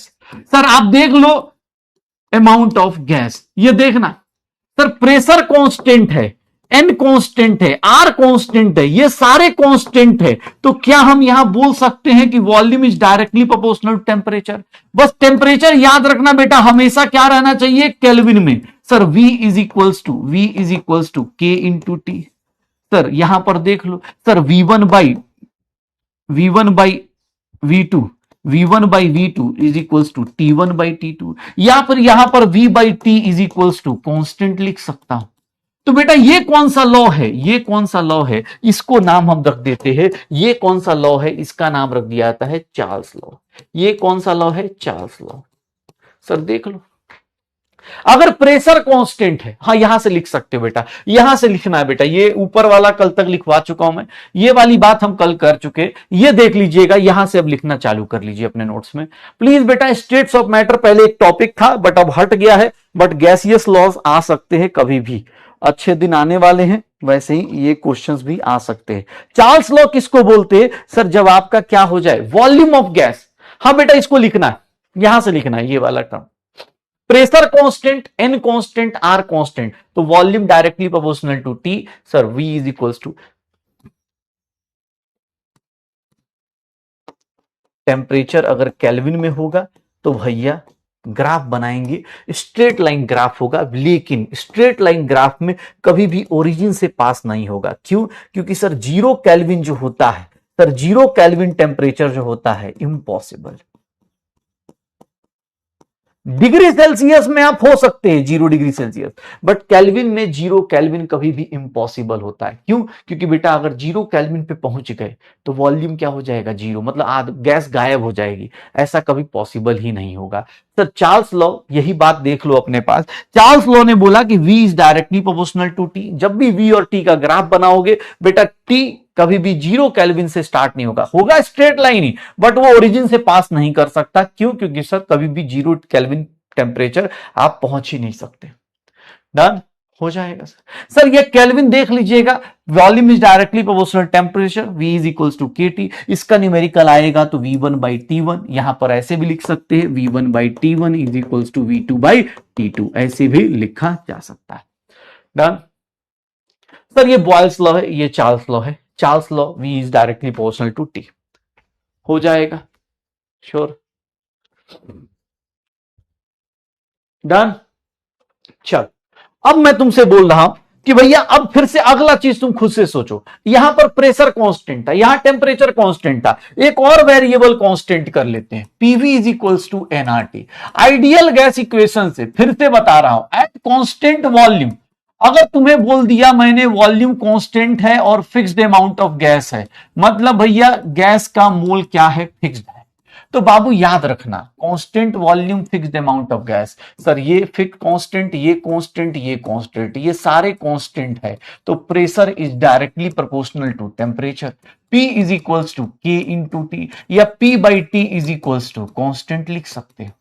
लेकिन याद रखना टेम्परेचर हमेशा किस में लिखना है, केल्विन में लिखना है, टेम्परेचर हमेशा किस में लिखना है, केल्विन में लिखना है। Sir P is directly proportional to T, इसको हम लोग बोल देते हैं गेलुजाक्स लॉ, ये हमारे लिए क्या कहलाता है, गेलुजाक्स लॉ, ये हमारा Gay Lussac's law. Pressure is directly proportional to T, P is equals to K into T। यहां पर भी प्रेशर और टेम्परेचर का ग्राफ बनाओगे, प्रेशर और टेम्परेचर का ग्राफ बनाओगे, अगर टेम्परेचर केल्विन में है तो ये ग्राफ बेटा 0 से पास नहीं होगा, 0 से पास नहीं होगा, ये 0 केल्विन इम्पॉसिबल, इसको बोलते हैं absolute zero temperature, absolute zero. P is directly proportional to temperature, sir हो जाएगा गेलुजाक्स लॉ, ये हमारे पास गेलुजाक्स लॉ आ जाएगा एट कांस्टेंट वॉल्यूम बेटा and fixed amount of gas. Sir constant volume है और फिक्स्ड अमाउंट ऑफ गैस है, तो उसको हम लोग बोल देते हैं कि at constant volume and fixed amount of gas P is directly proportional to T। Sir यहां पर आप लिख सकते हैं P1/T1 is equals to P2/T2। यहां पर इन दोनों को हम कंबाइन कर दें, Boyle's law, Charles law, Gay Lussac's law, तो यहां पर हम लोग एक वर्ड लगाते हैं that is known as combined gas law. Combined gas laws क्या है कि for fixed amount of gas, आपका याद रखिएगा मास कभी भी बेटा कोई भी प्रोसेस हो, मास हमेशा कांस्टेंट रखा जाता है, तो आप चाहें तो P1V1/T1 is equals to P2V2/T2, ये डायरेक्ट फॉर्मूला यूज कर सकते। क्यों? क्योंकि नंबर ऑफ मोल्स बेटा कभी भी निकालते तो कैसे निकालते, PB/RT, फिक्स्ड अमाउंट है तो ये कांस्टेंट है, ये कांस्टेंट है, तो भैया प्रेशर वॉल्यूम का ये रेशियो देख लो। कंबाइंड गैस लॉ ये होता है, आप चाहे तो कोई भी चीज यूज कर लो, आपको अलग अलग लॉज याद करने की जरूरत नहीं, आप सीधा सीधा कंबाइंड गैस लॉज में for fixed amount of gas सीधा सीधा तीनों को यूज कर सकते हो एक साथ। देख लो प्रेशर वॉल्यूम टेम्परेचर अगर तीनों वेरी करेंगे तो ऐसा फ्लक्चुएशन करेगा, ठीक है, हो जाएगा। यहां पर कंबाइंड गैस लॉस क्यों बोल रहा हूं, क्योंकि मुझे अलग अलग, अब देखो यहां पर P1/T1 का रेशियो लेना पड़ा, यहां V1/T1 का रेशियो लेना पड़ा, यहां P1V1 लेना पड़ा। तो भैया यहां पर सिंपल सा चीज है, ये देखो टेम्परेचर कांस्टेंट, भैया T1 T2 कैंसिल आउट, क्या बचेगा, ये Boyle's law. Sir volume constant, sir क्या बचेगा, V1V2 cancel, P1/T1 P2/T2। Sir एक बार क्या कर दिया, प्रेशर कांस्टेंट, तो V1/T1 V2/T2। तो इसको बोलते हैं कंबाइंड गैस इक्वेशन, कि भैया कंबाइंड कर दो आप, नंबर ऑफ मोल्स क्या रहेंगे, कांस्टेंट रहेंगे। डन हो जाएगा। एक लास्ट चीज जो आती है गैस लॉज में, एंड दैट इज व्हाट, कि सर एट कांस्टेंट टेम्परेचर, ये देख लीजिएगा, PV is equals to NRT, PV is equals to NRT at constant temperature and pressure. अगर टेम्परेचर एंड प्रेशर की बात की जाए, at constant temperature and pressure, तो टेम्परेचर और प्रेशर क्या हो गया, कांस्टेंट हो गया। टेम्परेचर और प्रेशर कांस्टेंट हो गया, आर भी क्या है, कांस्टेंट है। तो बेटा यहां पर हम बोल सकते हैं volume of gas is directly proportional to number of moles. Volume of gas is directly proportional to number of moles. Volume of gas directly proportional to number of moles. भैया ये चीज हमें कहलाती है एवगैड्रोज लॉ। एवगैड्रोज लॉ बेटा ये बोल दो, या फिर इसी को हम लोग बोल देते हैं एवगैड्रोज लॉ के बारे में, कि इक्वल वॉल्यूम ऑफ गैसेस, किसी का भी इक्वल वॉल्यूम ऑफ गैस लोगे, equal volume of gases, sir इसका मतलब क्या होता है, equal volume of gases have equal moles and equal molecules. अगर आपके पास इक्वल वॉल्यूम है तो आप इक्वल मोल्स बोल सकते हो गैसेस के पास, सर उन सारे गैसेस के पास इक्वल मोल्स होंगे या फिर इक्वल मॉलिक्यूल्स होते हैं। एवगैड्रोस लॉ को आप ऐसे भी रिप्रेजेंट कर देते हो कि volume is directly proportional to number of moles. ठीक है, अगर आपका इक्वल वॉल्यूम है, देख लो बेटा, इसीलिए जो ऊपर स्टेटमेंट गड़बड़ हुआ उसी चक्कर में हुआ। अगर 10 लीटर मैं N2 का ले लूं और 10 लीटर SO2 का ले लूं, सर दोनों के दोनों का वॉल्यूम सेम है, आप sir number of moles N2 का निकालोगे, कैसे निकालोगे, 10/22.7। Sir number of moles SO2 का निकालोगे 10/22.7। देखो इक्वल मोल्स आया, वॉल्यूम इक्वल है तो भैया नंबर ऑफ मोल्स इक्वल है। अगर आप मॉलिक्यूल्स निकालोगे O2 के, तो मॉलिक्यूल्स ऑफ O2 कितना होगा, सर मॉलिक्यूल्स ऑफ O2 कितना होगा, ये देख ले, ये देख लो। अगर इसके मॉलिक्यूल्स निकालोगे तो इसके मॉलिक्यूल्स कितने होंगे, SO2 के मॉलिक्यूल्स कितने होंगे, 10 अपॉन, सर ये आ जाएगा, देख लो। तो मॉलिक्यूल्स आ गए, मोल्स आ गए, मॉलिक्यूल्स आ गए, मोल्स आ गए, बेटा देख लो, equal moles and equal molecules. याद रखना, जब वॉल्यूम ऑफ गैसेस इक्वल होते, वॉल्यूम ऑफ गैसेस इक्वल होते तो उनके पास मॉलिक्यूल्स भी इक्वल है और मोल्स भी इक्वल होता है। ठीक है, ये हो जाता है। सर देख लीजिए, सर टेम्परेचर और प्रेशर कांस्टेंट है, प्रेशर टेम्परेचर आर कांस्टेंट हो गया, तो volume is directly proportional to number of moles. Sir volume equal, number of moles equal, number of moles equal मतलब number of equal molecules. Sir हो जाएगा, अरे कोई दिक्कत नहीं यार, N2 कर दो। एटम इक्वल नहीं होता बेटा, एटम इक्वल होने के लिए एटॉमिसिटी इक्वल होनी पड़ेगी। एटम इक्वल के लिए हम ये स्टेटमेंट यूज नहीं कर सकते, एटम इक्वल के लिए हम ये स्टेटमेंट यूज नहीं कर सकते, ये गैस के लिए। ठीक है, ये गैस के लिए यूज करना है, गैस के लिए यूज करना है, लिक्विड सॉलिड के लिए यूज मत कर देना। गैसेस के लिए हम बोल सकते हैं कि एक कंटेनर में हमने रख दिया और 10 लीटर N2 10 लीटर O2 रख दिया या SO2 रख दिया, तो भैया सबके नंबर ऑफ मोल्स इक्वल होंगे। कैसे निकाल लो, volume upon molar volume, volume upon molar volume. अब कुछ यहां पर बैठ के सोच रहा हूं, ये कहां से आया, कैसे आ जा रहा है ये सब, इनमें कहां से आ जा रहा है। तो बेटा मुबारक हो, अब हम नए चैप्टर में चलेंगे, वहां पर करेंगे कुछ नया। ठीक है, PV is equals to NRT से बेटा चार लॉज एक्सप्लेन होते हैं, Boyle's law, Charles law, Gay Lussac's law और अपने पास एवगैड्रोस लॉ। एवगैड्रोस लॉ को हम लॉज ऑफ केमिकल कॉम्बिनेशन में भी बोल सकते हैं, लॉज ऑफ केमिकल कॉम्बिनेशन में भी बोल सकते हैं। 22.4 भी ले सकते हैं बेटा, कोई दिक्कत नहीं, लेकिन अब आदत डाल लीजिए 22.7 की, क्योंकि 22.7 ही मोस्टली अब लिया जा रहा है। ऐसा नहीं है, 22.4 भी लेके कर सकते हो।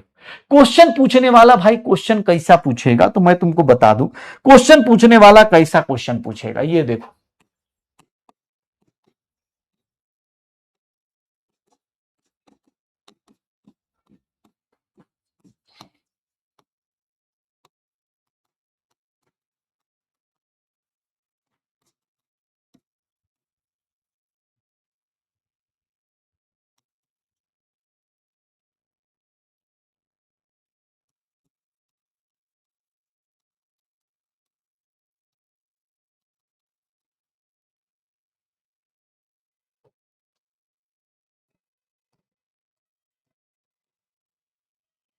4 ATM pressure, sorry sorry sorry.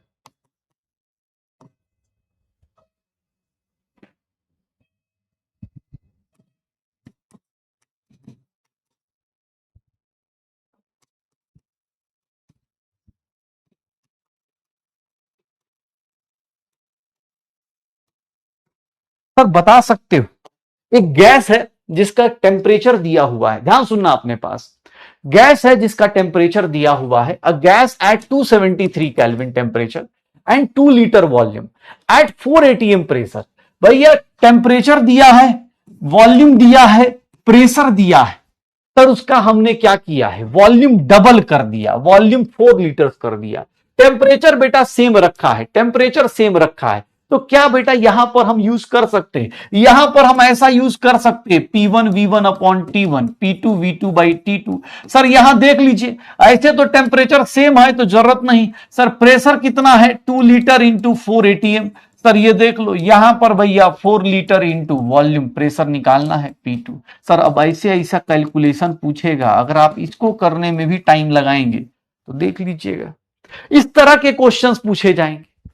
Pressure दिया हुआ है 4 ATM, पहले वॉल्यूम 2 लीटर, टेम्परेचर बेटा कांस्टेंट रखा गया है तो टेम्परेचर कांस्टेंट रख दो, इसके क्वेश्चन ऐसे कर लो, देख लो हो जाएगा सर।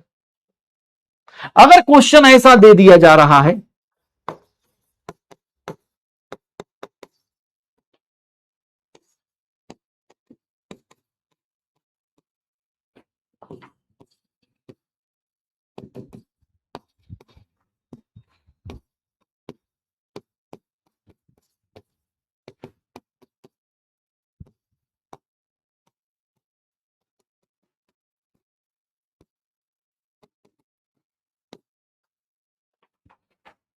सर इस क्वेश्चन को अटेम्प्ट कर सकते हैं।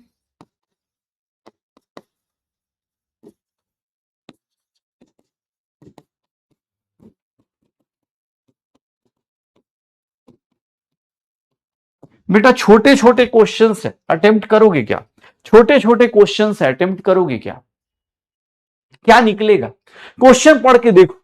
इंग्लिश में लिखा पड़ा है कि गैस है जिसको इस टेम्परेचर इस प्रेशर पे रख रहे, इस गैस है जिसका टेम्परेचर दिया है 273 केल्विन, वॉल्यूम दिया है 4 लीटर एट एटमॉस्फेरिक प्रेशर, और उसका वॉल्यूम हमने डबल कर दिया। अगर उसका हमने वॉल्यूम डबल कर दिया, what will be it's final temperature. Sir pressure का चेंज नहीं हो रहा है, तभी प्रेशर का चेंज नहीं कर रहा है। एटमॉस्फेरिक प्रेशर दिया हुआ है, सर प्रेशर चेंज नहीं हो रहा, तो भैया आप ऐसी आदत डाल लो, P2 V2 अपॉन T2 कर दो, P2 V2 अपॉन T2 कर दो, प्रेशर चेंज नहीं हो रहा, बचा क्या, V1 बाई T1 सर ये प्रेशर चेंज, सर T2 की वैल्यू कितनी आ जाएगी, सर डबल ही हो जाएगा। आप अगर देखें ध्यान से तो ये क्या हो गया, टेम्परेचर डबल ही हो गया, टेम्परेचर क्या हो गया, वॉल्यूम डबल किया तो टेम्परेचर डबल हो गया। डायरेक्टली प्रोपोर्शनल का मतलब यही होता है, बाकी आपकी मर्जी है, आप कैलकुलेट करके चाहें तो ऐसा भी कैलकुलेशन कर सकते हैं। तो गैसियस लॉज में बेटा ये 4 गैसियस लॉज हमें पढ़ने थे, 4 गैसियस लॉज हमें पढ़ने थे, 4 गैसियस लॉज के बारे में। जैसे अब ये क्वेश्चन है, इस क्वेश्चन को देखोगे, इस क्वेश्चन को करोगे अटेम्प्ट, चलो पहले तो लिख लो जिनको लिखना है, 2 लाइन का क्वेश्चन है बेटा, 2 लाइन का क्वेश्चन है, आप चाहें तो अटेम्प्ट कर सकते हैं। 2 लाइन का क्वेश्चन है, नोट्स में लिख सकते हैं आप, 2 लाइन का क्वेश्चन। अगर टेम्परेचर को डबल कर दिया, मतलब T1 की वैल्यू T है तो T2 की वैल्यू कितनी रख दी, 2T। सर प्रेशर को P1 की वैल्यू P है, P2 की वैल्यू कितनी रख दी, सर P/2 रख दिया। सर वॉल्यूम V1 की वैल्यू अगर V है तो V2 की वैल्यू क्या होगी, ये पूछ रहा है। 2 लाइन का क्वेश्चन है बेटा, अटेम्प्ट करोगे क्या, 2 लाइन का क्वेश्चन अटेम्प्ट करोगे क्या, निकाल सकते हो। सर ऐसा क्वेश्चन दे दिया गया तो कैसे अटेम्प्ट किया जाएगा पता चल रहा है, कैसे अटेम्प्ट किया जाएगा पता चल रहा है।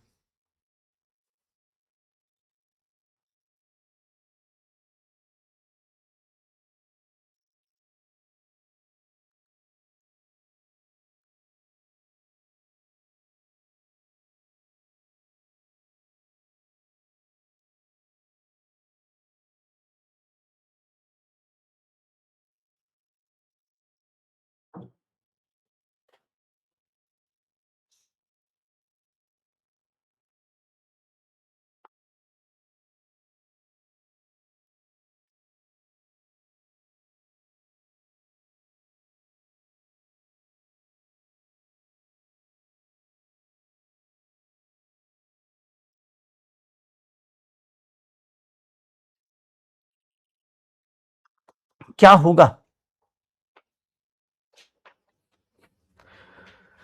सर यहां पर P1 V1 upon T1, sir P1 V1 upon T1 P by 2 into V2 divided by, यहां पर क्या लिख दूं, यहां पर 2T लिख दूं।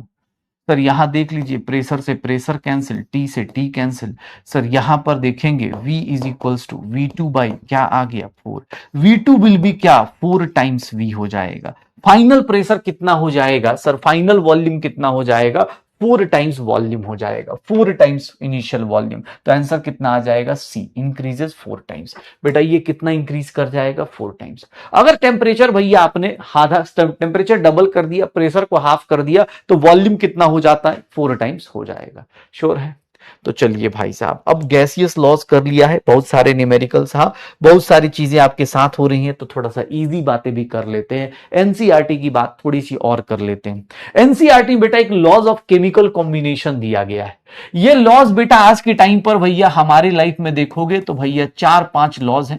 फटाफट, ये थोड़ा थ्योरेटिकल पोर्शन है तो हम लोग इसको थोड़ा ज्यादा टाइम नहीं देंगे। Conservation of mass, law of conservation of mass, 4 laws हैं sir. Laws of conservation of mass, law of definite proportion, या फिर इसी को हम लोग बोल देते हैं कांस्टेंट प्रोपोर्शन।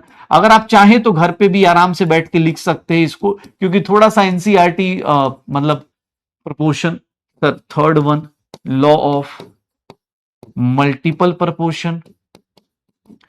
मेरे साथ साथ ये सत्संग वाला पोर्शन सुन लीजिएगा, क्योंकि इसके बाद डाल्टन्स एटॉमिक थ्योरी आएगा, तो वो भी आप सत्संगी एक टाइप से। Law of reciprocal proportion, law of reciprocal proportion,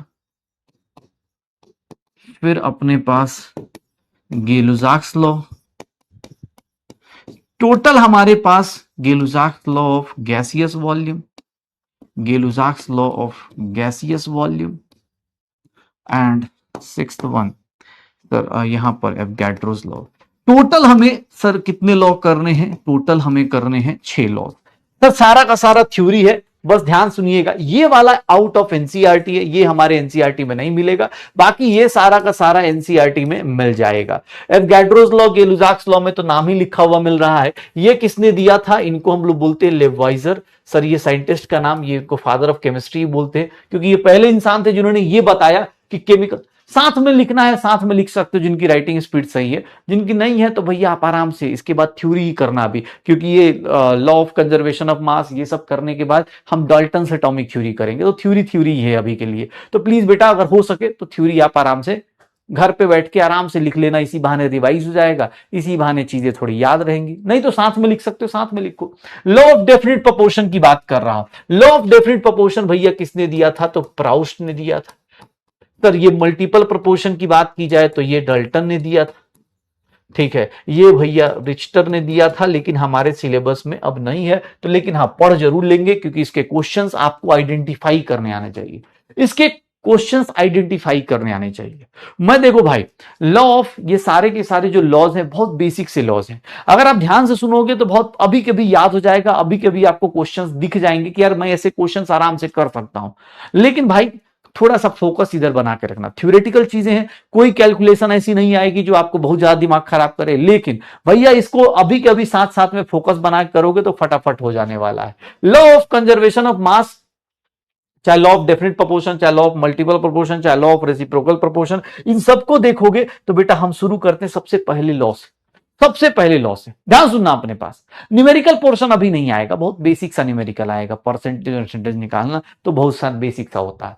law of conservation of मास किसने दिया था, लेवाइजर ने। किसने सर, 1789 में। सोचो बहुत पहले बात बोल दी थी।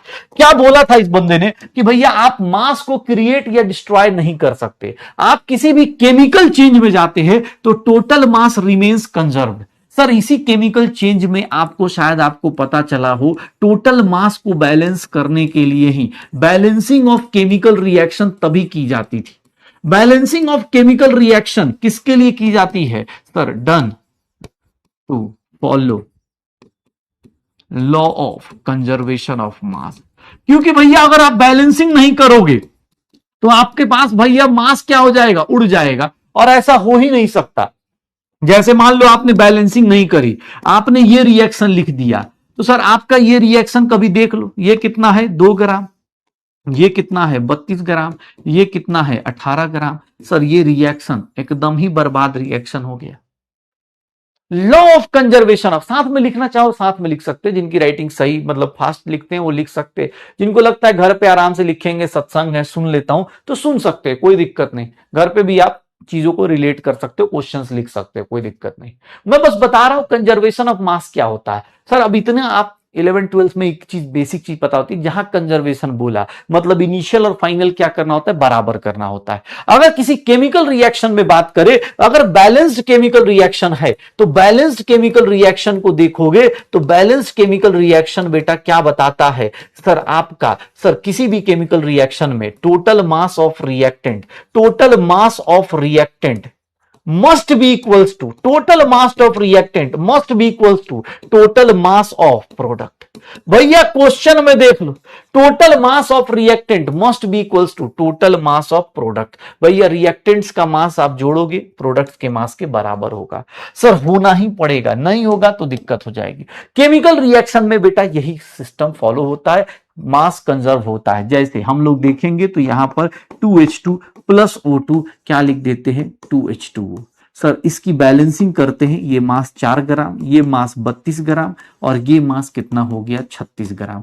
देख लो इधर का मास और उधर का मास बराबर है। यस ये रिएक्शन बैलेंस्ड है, this is the balanced reaction. Done. हाँ, तो इसमें मास कंजर्व करना है, मास कंजर्व नहीं करोगे तो भैया आपका फिर कोई भी केमिकल रिएक्शन वैलिड नहीं होगा। लॉ ऑफ कंजर्वेशन ऑफ मास याद रखना कि ये कहता है कोई भी अगर केमिकल रिएक्शन है तो उसके अंदर भैया mass of reactant must be equals to mass of product.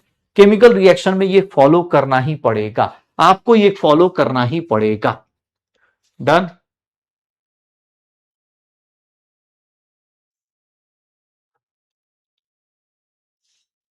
हो जाएगा। Total mass of reactant must be equals to total mass of product. Balance chemical reaction ये कहता है। मैं आपके सामने 2 + 4 + 32 36 हो रहा है, ये वाला सही इक्वेशन नहीं है। इसकी एक लिमिटेशन है। लिमिटेशन क्या है कि भैया ये कहां पर वैलिड नहीं होता है। लिमिटेशन क्या है भैया, ये सीधी सी बात है केमिकल चेंजेस पे वैलिड होता है। Sir it is not valid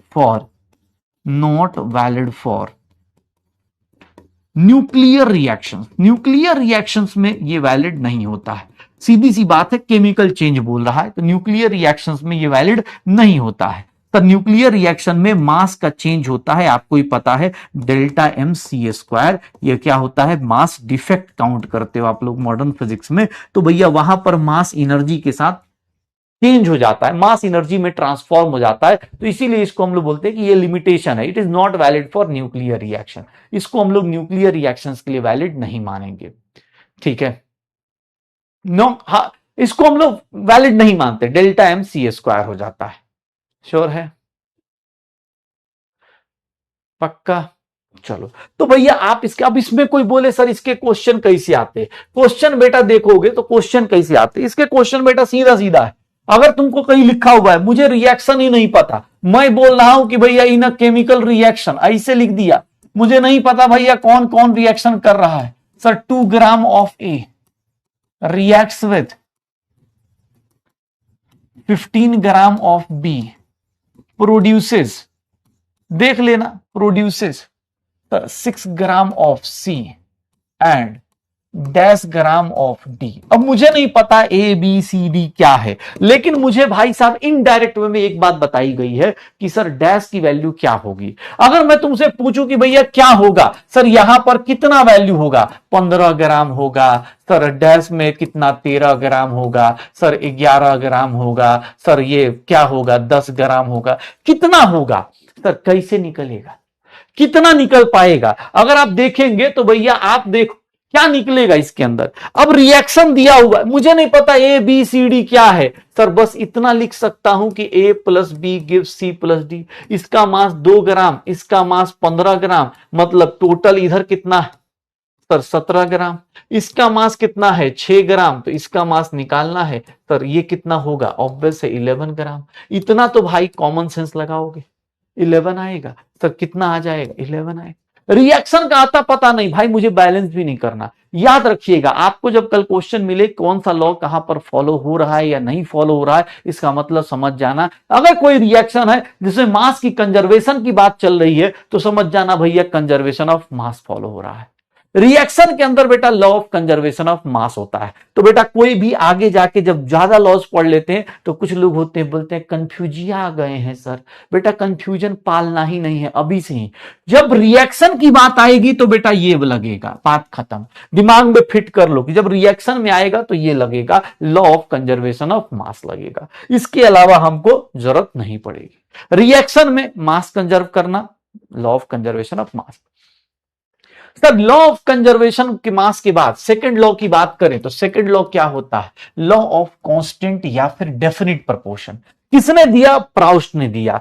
scientist का नाम याद रख सकते हैं क्योंकि भाई साहब ऑब्वियस है, कहीं हो सकता है मैच द कॉलम में दे दे तो दिक्कत हो जाएगी। एनसीईआरटी में दिया है तो आपको पता होना चाहिए कि किसने दिया था, प्राउस्ट ने दिया था। नाम से ही बता रहा है कांस्टेंट या डेफिनेट प्रोपोर्शन। ध्यान सुनना अपने पास, नाम से ही बता रहा है कांस्टेंट या डेफिनेट। बेटा स्टेटमेंट भूल जाओ, वो क्या स्टेटमेंट दिया है, वो खुद कह रहा है कि भैया कांस्टेंट प्रोपोर्शन, प्रोपोर्शन मतलब रेशियो।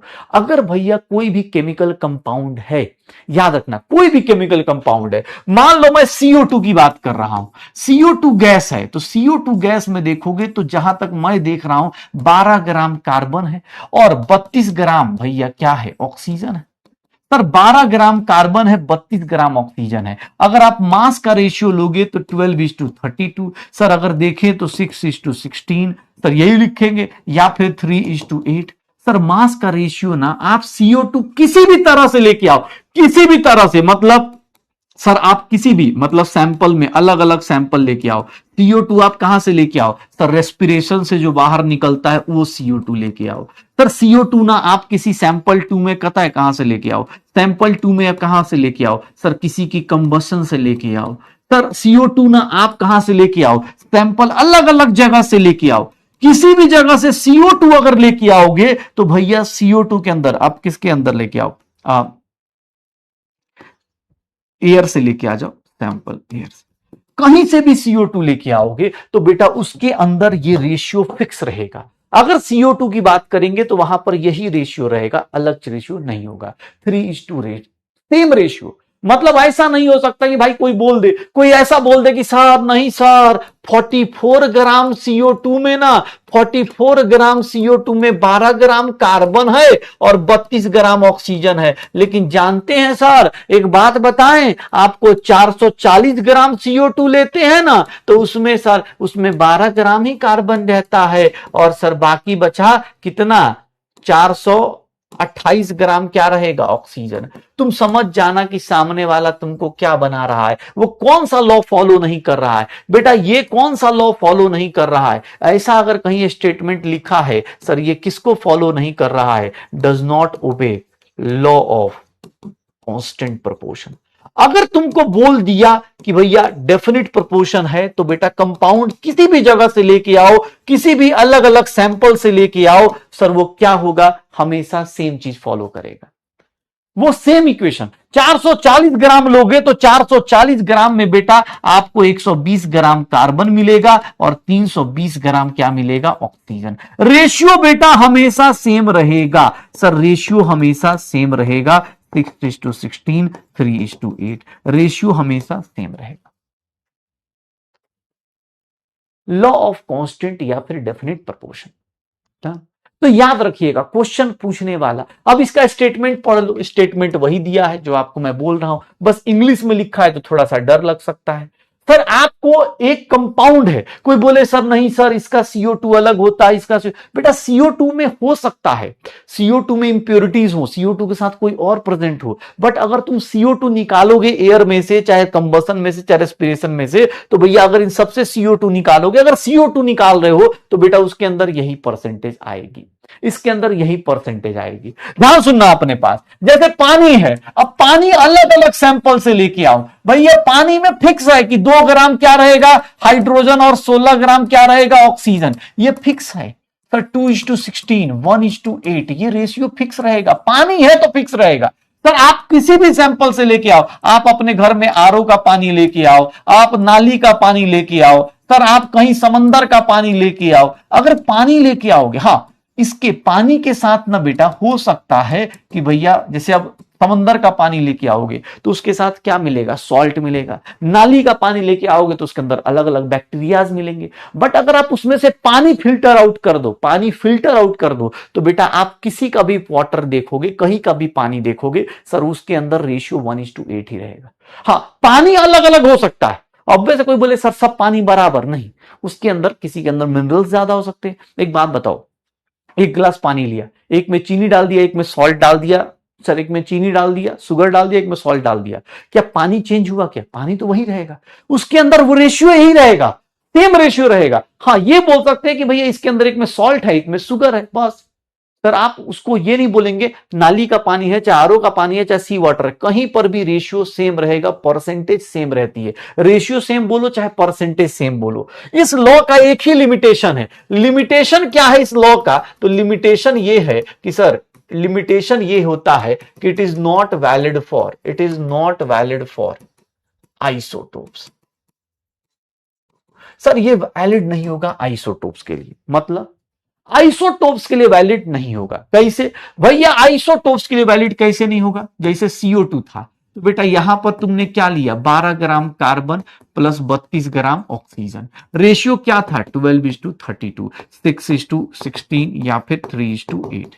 सर अगर आप ये कार्बन कौन सा आइसोटोप लिया था, 12 वाला, लेकिन अगर आप रेडियो एक्टिव कार्बन ले लें, सर C14 वाला कार्बन ले लें, तो देखेंगे रेशियो चेंज हो गया क्या?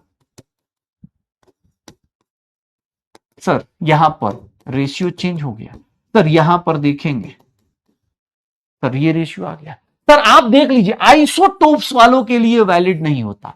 आप इसको भाई साहब आइसोटोप्स के लिए आप नहीं बोल पाएंगे। याद रखिएगा जब भी आपसे मौका मिले, अगर कोई कंपाउंड, एक ही कंपाउंड और उसके अलग अलग सैंपल्स लेता है, तो समझ जाना लॉ ऑफ कांस्टेंट प्रोपोर्शन या law of constant proportion value किया जाता है। सर आप लिमिटेशन में देखो, ये पानी है, सर पानी मतलब ये वाटर अपने पास, और इसी का बड़ा भाई D2 आता है, D2 इसको बोल देते हैं हम लोग हेवी वाटर। सर ये हेवी वाटर हो जाता है। सर ये देख लीजिए, इसके देखेंगे तो 2 ग्राम हाइड्रोजन है, 16 ग्राम ऑक्सीजन है। सर यहां पर जो रेशियो होता है 2:16, 1:8, लेकिन यहां पर देखेंगे तो यहां पर भैया 4 ग्राम ड्यूटेरियम होगा, 16 ग्राम ऑक्सीजन होगा। यहां पर रेशियो देखेंगे, सर ये दोनों क्या होते हैं, आइसोटोप्स वाले फॉलो नहीं कर पाते। तो इसकी लिमिटेशन क्या है कि जहां आइसोटोप्स आया, ये रूल सबके लिए वैलिड है, बट आप ये नहीं बोल सकते वाटर और हेवी वाटर में सेम परसेंटेज होगा, नहीं, वाटर और हेवी वाटर में कंपोजिशन सेम होगा। इस CO2 और उस CO2 में सेम कंपोजिशन होगा, बेटा नहीं बोल सकते। यहां पर दोनों CO2 ही हैं, दोनों कार्बन डाइऑक्साइड ही हैं, ये भी दोनों वाटर ही हैं, लेकिन दोनों का कंपोजिशन सेम नहीं होगा। जहां आइसोटोप्स चेंज हुआ, कंपोजिशन सेम नहीं रहेगा, कंपोजिशन सेम नहीं रहेगा। तो याद रखना, जब भी आपसे बोलेगा, ध्यान सुनना बेटा, साथ साथ में चीजों को रिवाइज करते चलना। जब आपको रिएक्शन की बात करेगा तो law of conservation of mass, reactant must be equals to product. जब आपसे एक ही कंपाउंड उसको अलग अलग जगह से घुमाएगा, जानबूझ के बोलेगा, एक में परसेंटेज दे देगा, एक में मास दे देगा, बेटा टेंशन नहीं लेना। एक ही कंपाउंड है, अलग अलग सैंपल दे रहा है, आंख बंद करके लॉ ऑफ क्या मार देना, लॉ ऑफ डेफिनेट प्रोपोर्शन टिक मार देना।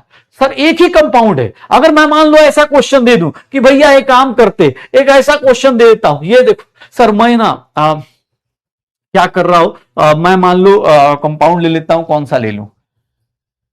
सर यहां पर देखो कॉपर ऑक्साइड है। अब मैं बोल रहा हूं भाई साहब सैंपल वन देखा, तो उसमें क्या देखा मैंने? सर सैंपल 1 में देखा 75 ग्राम कॉपर है और 25 ग्राम क्या है, ऑक्सीजन है। सर सैंपल 2 में देखा मैंने, सैंपल 2 जब देखा तो सैंपल 2 में देखा कॉपर और ऑक्सीजन का मास 3:1 है। सैंपल 3 देखा तो सर उसमें देखा तो अलग ही लेवल की चीजें चल रही हैं। कॉपर के भैया कितने, कॉपर और ऑक्सीजन, कॉपर का 9 ग्राम है और ऑक्सीजन का 1 ग्राम है। बताओ ये क्या अलग अलग, भैया ये कौन सी चीज फॉलो कर रहा है? एक में हो सकता है सैंपल 3 में गए, सैंपल 4 में, सर यहां पर आपको देखते ही टाइम वेस्ट नहीं करना, 75% कॉपर है और 25% ऑक्सीजन है। तो बेटा ऐसा कुछ भी क्वेश्चन आए तो डरने का नहीं, आंख बंद करके ये किसको फॉलो कर रहा है, लॉ ऑफ कांस्टेंट प्रोपोर्शन को फॉलो कर रहा है। ये सीधा सीधा लॉ ऑफ कांस्टेंट प्रोपोर्शन। अब वो 9:3 बोले, 9:3 ग्राम, 9:3 सर, 9:3 बोले, 3:1 बोले, 75:25 बोले, चाहे परसेंटेज दे, अगर कंपाउंड सेम है तो भैया उसके अंदर रेशियो, प्रोपोर्शन फिर या परसेंटेज सेम रहेगा। आंख बंद करके टिक मार देना, आंख बंद करके टिक मार देना। सर क्वेश्चन में जब भी आएगा तो आप ऐसे टिक मार सकते हो। तो लॉ ऑफ कांस्टेंट प्रोपोर्शन, उम्मीद करता हूं डेफिनेट प्रोपोर्शन किसी भी कंपाउंड के लिए देखेंगे तो भैया किसके लिए वैलिड है आप देख लो। डन। अब आता है law of multiple proportion. Dalton चचा जब अपना डाल्टन एटॉमिक थ्योरी दे रहे थे उससे पहले ये लॉज चल रहे थे, याद रखना। डाल्टन एटॉमिक थ्योरी इसके बाद आता है, इससे पहले नहीं। डाल्टन एटॉमिक थ्योरी इनके बाद आया था। डाल्टन चचा से पहले लेवाइजर भाई साहब रिएक्शन की बात कर गए थे, प्राउस्ट भाई साहब बात कर गए थे कि कोई भी अगर कंपाउंड है तो उसके अंदर फिक्स प्रोपोर्शन होगा। सिमिलरली जब डाल्टन की बात आई तो डाल्टन एक बड़ी इंपॉर्टेंट बात बोली। ये स्टेटमेंट तुम पढ़ सकते हो, कोई दिक्कत नहीं। स्टेटमेंट पढ़ोगे, इंग्लिश में बहुत अच्छा लिखा हुआ है कि when one element combines with other element to form two or more compounds, the mass of one element which combines with the fixed mass of other elements bears a simple whole number ratio. अब ये बात जो तुमको लिखी गई है English में पढ़ के देखोगे तो उतना फील नहीं आएगा जैसे मैं तुमको समझाना चाहता हूं। ध्यान सुनना अपने पास, ये क्या करना है इसके केस में। लॉ ऑफ मल्टीपल प्रोपोर्शन में डाल्टन चचा क्या कहना चाह रहे हैं? कहना ये चाह रहे हैं कि भैया अगर आप ये देखो, कार्बन प्लस ऑक्सीजन, दो एलिमेंट अगर कंबाइन हो रहे हैं, दो एलिमेंट अगर कंबाइन हो रहे हैं और एक से ज्यादा कंपाउंड्स बना रहे हैं, दो एलिमेंट्स अगर कंबाइन हो रहे हैं, एक से ज्यादा कंपाउंड्स बना रहे हैं, तो भैया आपको क्या करना है? आप क्या करते हैं, किसी एक का मास फिक्स कर लीजिए। यहां देखोगे 12 ग्राम कार्बन है सर, 16 ग्राम ऑक्सीजन है सर। यहां पर देखोगे 12 ग्राम कार्बन है और 32 ग्राम ऑक्सीजन है सर। आप इन दोनों में कार्बन का मास फिक्स कर दीजिए सर। ऑक्सीजन का मास का रेशियो क्या आएगा? होल नंबर रेशियो आएगा। तो भैया आएगा ही ना, क्यों? क्योंकि भैया देखो लॉजिक लगाओ, एक बात बताओ, एटम का ही तो मास ले रहे हो। एटम अगर होल नंबर में है तो भैया मास का रेशियो भी उसी रेशियो में आएगा। भाई इसमें कुछ करना ही नहीं है, दोस्त तुमको डराने के लिए, इसे समझाने के लिए इसने सिंपल सा एक लॉजिक लगाया। एक सिंपल सी बात कहना चाहता था डाल्टन कि अगर दो एलिमेंट एक से ज्यादा कंपाउंड्स बनाएंगे तो वो हमेशा होल नंबर रेशियो में बनाएंगे। ये देख लो, होल नंबर रेशियो में बनाएंगे। कभी भी ऐसा नहीं हो सकता कि भैया आप ऐसा कंपाउंड बना दो। याद रखिए, डाल्टन तुमको यह कहना चाह रहा है कि आप ऐसा कंपाउंड नहीं बना सकते, ये कभी नहीं बनेगा। क्यों? क्योंकि सर आपका एटम का रेशियो मास का रेशियो, सर ऑब्वियस एटम का रेशियो मास का रेशियो। कोई बोले सर इसमें समझाओ, ये लो 36 ग्राम कार्बन है, 32 ग्राम ऑक्सीजन है। अब की बार 32 ग्राम फिक्स कर दो। इन दोनों का रेशियो क्या होगा? सर इन दोनों का रेशियो 1:3। अरे बुड़बक, तो तुमको दिख नहीं रहा है 1:3? एटम का रेशियो ही तो मास का रेशियो है, क्या दिक्कत है? एटम का रेशियो ही तो मास का रेशियो है। अगर एटम भैया कंबाइन हो रहा है, एटम कंबाइन होल नंबर में हो रहा है, तो भैया रेशियो भी होल नंबर में ही आएगा। डाल्टन चचा ने सिंपल सी बात बोली कि जब भी दो एलिमेंट कंबाइन करे तो वहां पर ध्यान रखिएगा। जैसे सीधी सी बात है, ये देख लो, मैं दो एलिमेंट कंबाइन करा रहा हूं, मान लो जेनॉन है प्लस फ्लोरीन है। अगर ये कंबाइन हो रहा है तो भैया आप ऐसे कंपाउंड देखोगे, आपको कभी भी देखेंगे तो आपको ऐसा कंपाउंड दिखेगा सर। आपको ना होल नंबर रेशियो दिखेगा। आप अगर ऐसा कंपाउंड कहीं बना गए सर, आप अगर कहीं ऐसा कंपाउंड बना गए, फ्लोरीन 3.191, ये कंपाउंड दिखेगा, मतलब आप लॉ ऑफ मल्टीपल प्रोपोर्शन को फॉलो नहीं कर रहे हो। लॉ ऑफ मल्टीपल प्रोपोर्शन को फॉलो नहीं कर रहे हो। डाल्टन चचा ने उस टाइम पर एक सिंपल सी बात बोली कि अगर एलिमेंट्स कंबाइन करते हैं, एक से ज्यादा कंपाउंड्स बना रहे हो, कोई दिक्कत नहीं, लेकिन वो हमेशा जब भी कंबाइन करेंगे होल नंबर रेशियो में कंबाइन करेंगे, वो होल नंबर रेशियो में कंबाइन करेंगे। डाल्टन चचा का रूल अलग था। कंजर्वेशन ऑफ मास क्या था? कंजर्वेशन ऑफ मास कह रहा था कि रिएक्शन में रिएक्टेंट और प्रोडक्ट बराबर होना चाहिए। कांस्टेंट प्रोपोर्शन क्या कह रहा था कि अगर कोई कंपाउंड है भैया, वो कहीं भी लेके चले जाओ, किधर भी लेके चले जाओ, उसका भैया परसेंटेज कंपोजिशन सेम रहता है, वो चेंज नहीं होता है। सिमिलरली यहां पर देखोगे तो भैया यहां पर क्या बोल रहा है कि अगर दो एलिमेंट एक से ज्यादा कंपाउंड्स बना रहे हैं तो उस केस में भैया रेशियो हमेशा होल नंबर होना चाहिए। भैया इसमें ये वाला फ्रैक्शन अलाउड नहीं होगा, फ्रैक्शन अलाउड नहीं होगा। अगर मैं लिमिटेशन की बात करूं तो इस लॉ का लिमिटेशन क्या है कि सर आज के टाइम पर sir it is not valid for sir इसको बोलते हैं नॉन स्टोइकोमेट्रिक कंपाउंड। कुछ ऐसे भी कंपाउंड्स आज के टाइम पर एग्जिस्ट करते हैं, नॉन स्टोइकोमेट्रिक कंपाउंड्स, या फिर इन्हीं को हम लोग और इंटरस्टिशियल कंपाउंड्स। आजकल डी&एफ ब्लॉक में आपको ये मिल सकता है। सर नॉन स्टोइकोमेट्रिक कंपाउंड्स बोल देते हैं, कुछ ऐसे कंपाउंड्स हैं जो एग्जिस्ट कर जाते हैं। क्यों? क्योंकि सर उनके अंदर देखेंगे तो आयरन ऑक्सीडाइज हो जाता है, कॉपर आपके पास ऐसा दिख जाएगा, ऐसे कंपाउंड्स के लिए वैलिड नहीं होता। इसमें इंटरस्टिशियल कंपाउंड्स कुछ होते हैं, जैसे आयरन +2 से +3 में ऑक्सीडाइज हो जाता है, तो इसके कारण ये कंपाउंड्स बन जाते हैं आज के टाइम पर, लेकिन ये इसके लिए वैलिड नहीं होता है। तो डाल्टन चाचा ने सिंपल सी बात करी, डाल्टन चाचा ने सिंपल सी बात करी कि भैया मैं 3 चीजें बता रहा हूं, अगर 2 एलिमेंट एक से ज्यादा कंपाउंड्स बना रहे हैं तो उनका कॉम्बिनेशन हमेशा होल नंबर होगा, फ्रैक्शन में अलाउड नहीं होगा। हाँ, आज अब मॉडर्न फिजिक्स आ गई है, ऑब्वियस है मॉडर्न चीजें आ गई हैं, तो आज के टाइम पे हम ऐसे कंपाउंड्स भी बना सकते हैं जहां आयरन +2 और +3 दोनों साथ में एग्जिस्ट कर जाए, तो ऐसे कंपाउंड्स को हम बोल देते हैं नॉन स्टोइकोमेट्रिक कंपाउंड्स। उस टाइम पर नहीं थे, डाल्टन चाचा की उस टाइम पर ये बात बहुत फॉलो हो रही थी। डन हो जाएगा तो देख लो सर, ये देख लेना जब भी तुमको लग रहा है लॉ ऑफ मल्टीपल प्रोपोर्शन क्या कहना चाह रहा है, सर ये किसकी बात करना चाह रहा है, ये 3 लॉज ही सबसे ज्यादा कंफ्यूजिंग या बोल सकते हैं बच्चों को शुरुआत में परेशान करते हैं, क्योंकि इसके बाद जो लॉज है बहुत आसान से लॉज हैं। ये देख लो, इसमें रिएक्शन की बात करनी है, रिएक्टेंट प्रोडक्ट, इसमें एक ही कंपाउंड अलग अलग सैंपल, इसमें भैया 2 एलिमेंट्स, ध्यान सुना, 2 एलिमेंट्स अलग अलग टाइप के कंपाउंड बनाएंगे, हमेशा होल नंबर कंपाउंड बनाएंगे।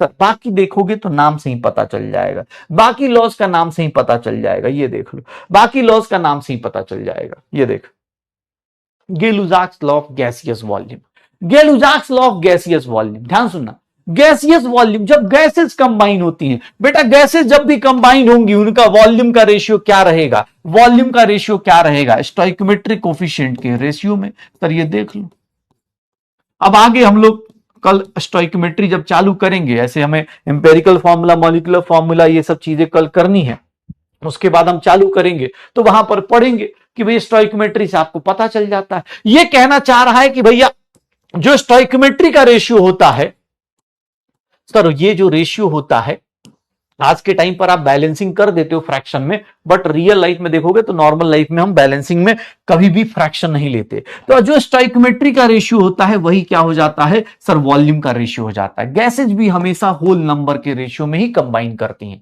ये गे-लुसाक्स लॉ ऑफ गैसियस वॉल्यूम था कि कभी भी कोई गैस अगर कंबाइन कर रहा है तो उसके केस में गैसेज के लिए, तो ये तो नाम से ही पता चल गया ना कि गैस जब भी आएगा सर कौन सा लॉ लगा देना, गे-लुसाक्स लॉ, कौन सा लॉ लगा देना, गे-लुसाक्स लॉ। ठीक है, तो ये निकाल, यहां पर भाई साहब सीधा सीधा गे-लुसाक्स लॉ लगाओ, कहानी खत्म। पहले क्या था भाई साहब, पहले ये लोग गैसियस वॉल्यूम का कॉन्सेप्ट इनको नहीं पता था, तो ये बेचारे शांत रहे। अब ये कॉन्सेप्ट सीधा सीधा बोला, गैसेस जब भी कंबाइन करेंगी सिंपल होल नंबर रेशियो में कंबाइन करेंगी, बता देना। ठीक है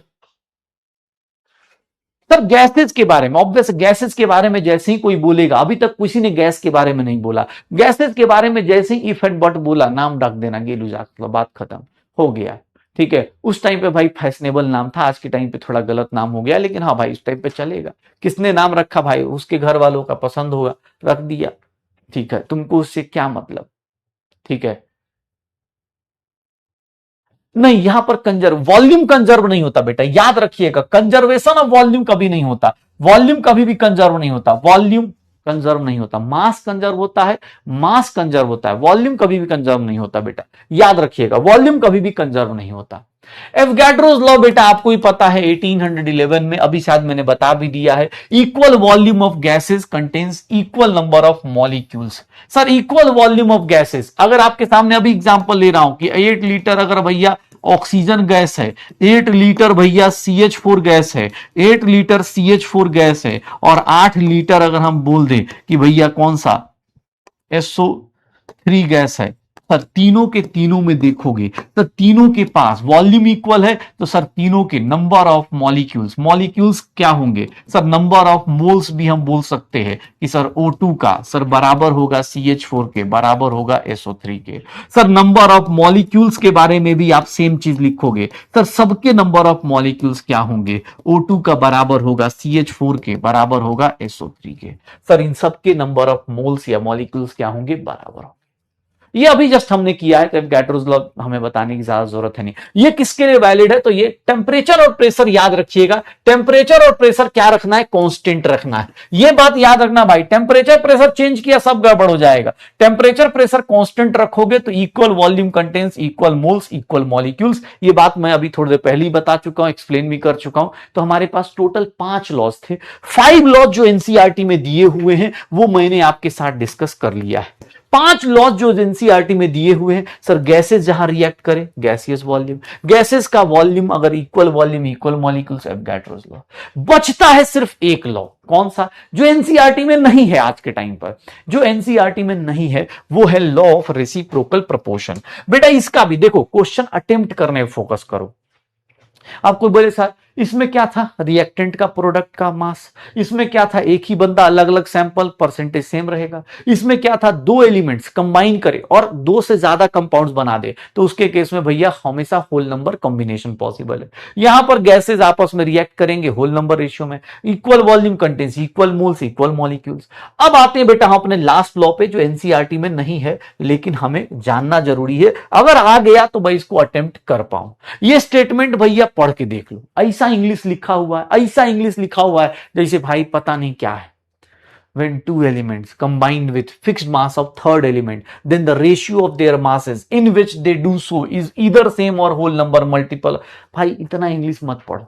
तुमको क्या करना है, इसका क्वेश्चन जब भी आए तो एक सिंपल सा लॉजिक बना के रखना कि हमको ट्रायंगल बनाना है। यहां पर 3 लोगों का, 3 एलिमेंट्स का ट्रायंगल बनना चाहिए।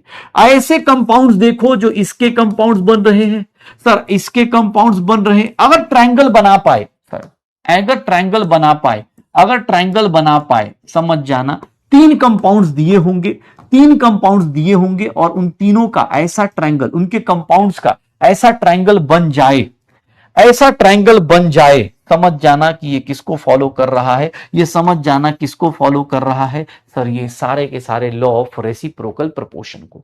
ध्यान सुनना अपने पास, लॉ ऑफ रेसिप्रोकल प्रोपोर्शन के लिए ज्यादा इधर उधर नहीं जाना। आपको कंपाउंड दिए गए, जैसे देख लो ये कंपाउंड दिया गया सर, ये देख लीजिएगा, तुमसे पूछे क्या ये फॉलो कर रहा है, तुम्हारा काम ये है बस ऐसे बना लो, ऐसे। अगर तुम्हारा ट्रायंगल फॉलो हो गया, तुम्हारा ट्रायंगल बन गया, इनके कंपाउंड से तुम्हारा ट्रायंगल बन गया, समझ जाओ भैया ये किसको फॉलो कर रहा है, रेसिप्रोकल प्रोपोर्शन को। अब वो मल्टीपल में होता है, क्या होता है, क्योंकि हमारे सिलेबस में अब है नहीं तो हम इसको ज्यादा नहीं करेंगे कि इसके कैलकुलेशन कर रहे हैं, इसकी कैलकुलेशन हमें करनी नहीं। हमें सीधा सीधा देख लेना है कि भैया हमको ट्रायंगल फॉलो करवा रहे हैं तो मतलब चलेगा ट्रायंगल। अब मान लो कोई ऐसे दे दे, ये ले, ये देख, कार्बन है, हाइड्रोजन है, ऑक्सीजन है, तब CH4 लिख दिया, इधर CO2 लिख दिया और इधर देख लो H2O लिख दिया। क्या ये ट्रायंगल फॉलो हो रहा है सर, हो रहा है। मतलब ये क्या करेगा सर, ये किसको फॉलो कर रहा है, लॉ ऑफ रेसिप्रोकल प्रोपोर्शन को। किसको फॉलो करेगा, लॉ ऑफ रेसिप्रोकल प्रोपोर्शन को। तो लॉ ऑफ रेसिप्रोकल प्रोपोर्शन के जब भी क्वेश्चंस आए बहुत आसानी से बता सकते हो, इवन मतलब डरना मत। अब देखो क्वेश्चन देखोगे ना डर जाओ, देखो देखो क्वेश्चन ऐसा लगेगा भाई पता नहीं क्या हो गया, कुछ लोग देखो कंफ्यूज आ जाएंगे। देखो क्वेश्चन कैसे दिया है, कार्बन सल्फर के साथ कंबाइन हो रहा है सर, CH2 बना रहा है। कार्बन ऑक्सीजन के साथ कंबाइन हो रहा है, क्या बना रहा है, CO2 बना रहा है। सल्फर ऑक्सीजन के साथ कंबाइन हो रहा है, क्या बना रहा है, SO2 बना रहा है। बेटा मैं कुछ भी नहीं सोचूंगा, ये होगा क्या, ये होगा क्या, ये होगा ना सीधा सीधा। सर जानते हैं सर, क्वेश्चन पढ़ के डर लग जाता है। बेटा करना कुछ नहीं, आपको ट्रायंगल कंप्लीट करना है। आपने बोले सर कैलकुलेशन करके दिखाओ, बेटा हमारे सिलेबस में एनसीईआरटी में है नहीं ये वाला पोर्शन, तो अब बहुत पहले, आज से नहीं 5 साल पहले 10 साल पहले हटा दिया है, तो भैया इसकी कैलकुलेशन मुझे करनी ही नहीं है।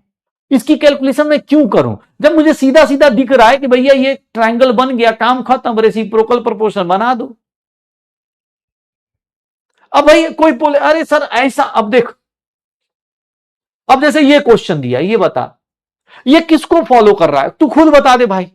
सर क्या यहां पर लॉ ऑफ कांस्टेंट कंपोजिशन है, क्या यहां लॉ ऑफ मल्टीपल प्रोपोर्शन है, क्या यहां लॉ ऑफ रेसिप्रोकल प्रोपोर्शन? अबे क्वेश्चन पर दिख रहा है 1 लीटर 3 लीटर 2 लीटर गैसेज आपस में। अब ये मत बोलना नाइट्रोजन गैस कैसे हो गया, हाइड्रोजन गैस कैसे हो, अरे सीधा सीधा दिख रहा है कि भैया गैसेज कंबाइन कर रहे तो लॉ ऑफ गैसियस वॉल्यूम होगा, गेलुजाक्स लॉ होगा। सर यहां पर ये थोड़ी ना पूछूंगा कांस्टेंट कंपोजिशन है का। अरे भैया कांस्टेंट कंपोजिशन के लिए एक ही कंपाउंड अलग अलग सैंपल लेके आता था, यहां पर थोड़ी ना। अब तुमको लॉ ऑफ कांस्टेंट कंपोजिशन, ये देख, ये अब इस क्वेश्चन को देखो, मुझे बताओ क्या ये क्वेश्चन, इस क्वेश्चन में कैलकुलेशन करना है क्या? बोल रहा है percentage of copper in oxygen in COO obtained by different methods. अरे भैया अलग अलग सैंपल, एक ही कंपाउंड है कॉपर ऑक्साइड, उसका अलग अलग सैंपल ले रहा है, परसेंटेज सेम आ रहा है, मतलब तुम कौन सा लॉ फॉलो कर रहे हो? Law of constant proportion. इतना इजी होता है क्या? नहीं होता है। कल आओ पढ़ के बेटा देख लेना। लॉज के बारे में हमने थ्योरेटिकल ज्ञान आज ले लिया है, सारे के सारे लॉज ऑफ केमिकल कंपोजिशन की बारे में बात कर ली है, लॉज ऑफ केमिकल कंपोजिशन की बात कर ली है। अब जैसे ये क्वेश्चन देखो, ऐसा इंग्लिश लिखेगा ना कंफ्यूज आ जाओगे। अगर तुमको कॉन्फिडेंस नहीं है अपने सिलेबस पे तो कंफ्यूजन हो जाएगा। कंफ्यूजन किस तरह का? सर टू गैसियस सैंपल्स, ओ भाई साहब, two gaseous samples were analysed. ओह, एक के पास 1.2 ग्राम कार्बन है, सर दूसरे के पास, अब बेटा एक बात बताओ सर 1.2 ग्राम टोटल मास कितना हो गया? टोटल मास कितना हो गया? ऐसे तो मैं सीधा आंसर बता सकता हूं कि सर सैंपल एक ही कंपाउंड का दो अलग अलग सैंपल है, लॉ ऑफ डेफिनेट प्रोपोर्शन होगा। लेकिन कुछ लोग होंगे नहीं सर कुछ अलग भी तो हो सकता है, लॉ ऑफ डेफिनेट प्रोपोर्शन सीधा बता सकते हो। लेकिन कोई बोले नहीं सर इधर मास दिया है उधर परसेंटेज दिया है, पक्का कुछ अलग होगा। बेटा तेरी मर्जी है, परसेंटेज ऑफ कार्बन निकाल देगा सर, अपना mass divide by total mass into 100 कर देगा। सर परसेंटेज निकालोगे ना बाबू, अगर ये परसेंटेज निकालोगे तो ये आपको उतना ही आएगा, करके देख लो 27 पॉइंट कुछ आएगा जो भी है 22%, सिमिलर टाइप का परसेंटेज आएगा। तो भाई अलग सैंपल में मास दिया है, अलग सैंपल में परसेंटेज दिया है, डरने का नहीं। लॉ ऑफ कांस्टेंट प्रोपोर्शन या लॉ ऑफ डेफिनेट प्रोपोर्शन। अब कुछ लोग होंगे जो नहीं भाई इसमें कहीं मास ना कंजर्व नहीं हो रहा ना। अरे बेटा यहां भाई रिएक्शन में मास कंजर्व लगाना है, कंपाउंड में मास कंजर्वेशन नहीं लगाना है। रेसिप्रोकल के लिए बेटा अलग कहानी थी, मल्टीपल प्रोपोर्शन की कहानी अलग थी। तो सर अलग अलग कहानी देखनी है। सर यहां पर देखेंगे, ये कहां गया, ये किसको फॉलो करता है चलो बताओ, ये कौन सा है, ये किसको फॉलो कर रहा है? नाइट्रोजन के इतने सारे अलग अलग कंपाउंड्स बन रहे हैं, ये कौन से लॉ को फॉलो कर रहा है? किस लॉ को फॉलो कर रहा है? कौन सा लॉ है? जाके देखो सोचो। सर सारे के सारे क्या हो रहे, होल नंबर में कंबाइन हो रहे। नाइट्रोजन के इतने सारे कंपाउंड्स बन रहे, ये सारे के सारे होल नंबर में कंबाइन हो रहे। तो ये क्या लॉ ऑफ डेफिनेट प्रोपोर्शन है? नहीं, वो एक ही सैंपल के लिए, एक ही कंपाउंड के लिए। ये होता है क्या, law of multiple proportion. Yes, reciprocal नहीं होगा। सर ये किसके लिए वैलिड है? पता चल रहा है। अब इसको क्वेश्चन सर ऐसा कैसा कैसे क्वेश्चन कर दिए, ऐसे कैसे क्वेश्चन कर दिए। ये देखो कैल्शियम कार्बोनेट का सैंपल है, उसका परसेंटेज दिया है, ध्यान से पढ़ना क्वेश्चन को। कैल्शियम कार्बोनेट का सैंपल है, उसका परसेंटेज दिया हुआ है, कैल्शियम का, कार्बन का, ऑक्सीजन का एक सैंपल है, ये दिया हुआ है। बोल रहा है if the law of constant proportion is true, भाई तुमको ही पता है सही होता है law of constant proportion. Sir weight of calcium in 4 gram, sir एक अदर सोर्स से पढ़ के देखो क्वेश्चन कैसे लिखा है। 4 ग्राम कैल्शियम कार्बोनेट का एक सैंपल लेके आए, उसके अंदर किसी और सोर्स से लेके आए, तो बेटा मास ऑफ कैल्शियम क्या परसेंटेज चेंज होगी क्या? सर कैल्शियम का परसेंटेज अभी भी कितना रहेगा, 40% ही रहने वाला है। इस सैंपल से निकालो चाहे उस सैंपल से निकालो, किसी भी सोर्स से लेके आओ, कैल्शियम का परसेंटेज अगर 40 है तो बेटा उसको उतना ही रहना है, उसको उतना ही रहना है। सर वो उतना ही रहेगा 16/10। सर जानते हैं डिफिकल्ट न्यूमेरिकल ना आ गया जी, ऐसा न्यूमेरिकल थोड़ी ना होता है बेटा। लॉज ऑफ केमिकल कॉम्बिनेशन इतना ही आसान है, बस अगर साथ साथ में कर पाओ तो बेटा बहुत आसान सी चीजें, नहीं कर पाओ तो भैया तुमको ही पता है, फिर तो तुमको ही पता है क्या होता है। सर ये देख लो, ये देख सर ये क्या होगा? कौन सी चीज एवोगाड्रोस लॉ के लिए कौन सी चीज को कांस्टेंट रखना था? बता, कौन सी चीज को कांस्टेंट रखना था? कौन सी चीज को? एवोगाड्रोस लॉ को करने के लिए क्या चीज कांस्टेंट रखी जाती है? तो बेटा देख लो क्या कांस्टेंट रखते हैं सर, टेम्परेचर और प्रेशर। अब ऐसा क्वेश्चन सर नहीं कर पाएंगे तो क्या ही सर, हाँ तब क्या ही चले फिर आगे। भैया देख लीजिएगा, आज आपका केबीडी हो चुका है, आज आपका केबीडी हो चुका है। कुछ भाई साहब जिन लोगों की जो भी गलतियां हुई, देखो भाई मैंने अपने 40 मिनट शुरुआत में आपके ऊपर लगाए हैं सिर्फ आपकी प्रैक्टिस को चेक करने के लिए। अब वैसे कुछ लोग अभी ज्ञान दे रहे थे कि हाँ सर सिलेबस जल्दी जल्दी भगाओ, भाई मैं भगा लूंगा, तुम उसकी टेंशन मत लो, ठीक है। लेकिन आज का केबीडी आपके लिए एक रिमाइंडर था, जिन लोगों ने जो भी गलतियां करी हैं, जैसी भी गलतियां करी है, इससे एक दो चीजें आपको याद रखनी है कि भाई पढ़ना, पढ़ना, रिवीजन करना और एग्जाम हॉल में क्वेश्चन अटेम्प्ट करना। जब टाइम भाग रहा है तब क्वेश्चन अटेम्प्ट करना, खुद से क्वेश्चन को रीड करना, उसके कॉन्सेप्ट्स को समझना कितना अलग होता है। और इसीलिए मैं बोल रहा हूं आपको, जिन लोगों को भी गलतियां हुई है, घर पे जो भी क्वेश्चंस कर रहे हो, चाहे क्लास के क्वेश्चंस क्यों नहीं कर रहे हो, आप टाइम लिमिट लगा के प्रैक्टिस करो। अगर टाइम लिमिट लगा के प्रैक्टिस नहीं कर रहे हो, बेटा खुद से धोखा दे रहे हो। प्लीज कोशिश करिएगा, जितने लोग भी जैसे भी आपका केबीडी रहा, मैं आपकी गलतियों के लिए आपको यही बोलूंगा कि बेटा आप अपनी गलतियों पे वर्क कीजिए, क्योंकि वही इंसान सक्सेसफुल हो पाएगा जो अपनी गलतियों पे समझ पाए। अदरवाइज दूसरे को देखते रहेंगे तो हमेशा दूसरे को ही देखते रहेंगे। आपका टॉपिक आराम से निकलता जा रहा है, अब देखेंगे तो कल हम लोग बहुत बेसिक सी चीजें करेंगे, डाल्टन्स एटॉमिक थ्योरी करेंगे, परसेंटेज कंपोजिशन करेंगे, इंपेरिकल मॉलिक्यूलर फॉर्मूला करेंगे, मिनिमम मॉलिक्यूलर मास करेंगे, और फिर हम लोग मूव ऑन करेंगे अपने पास स्टोइकोमेट्री पे।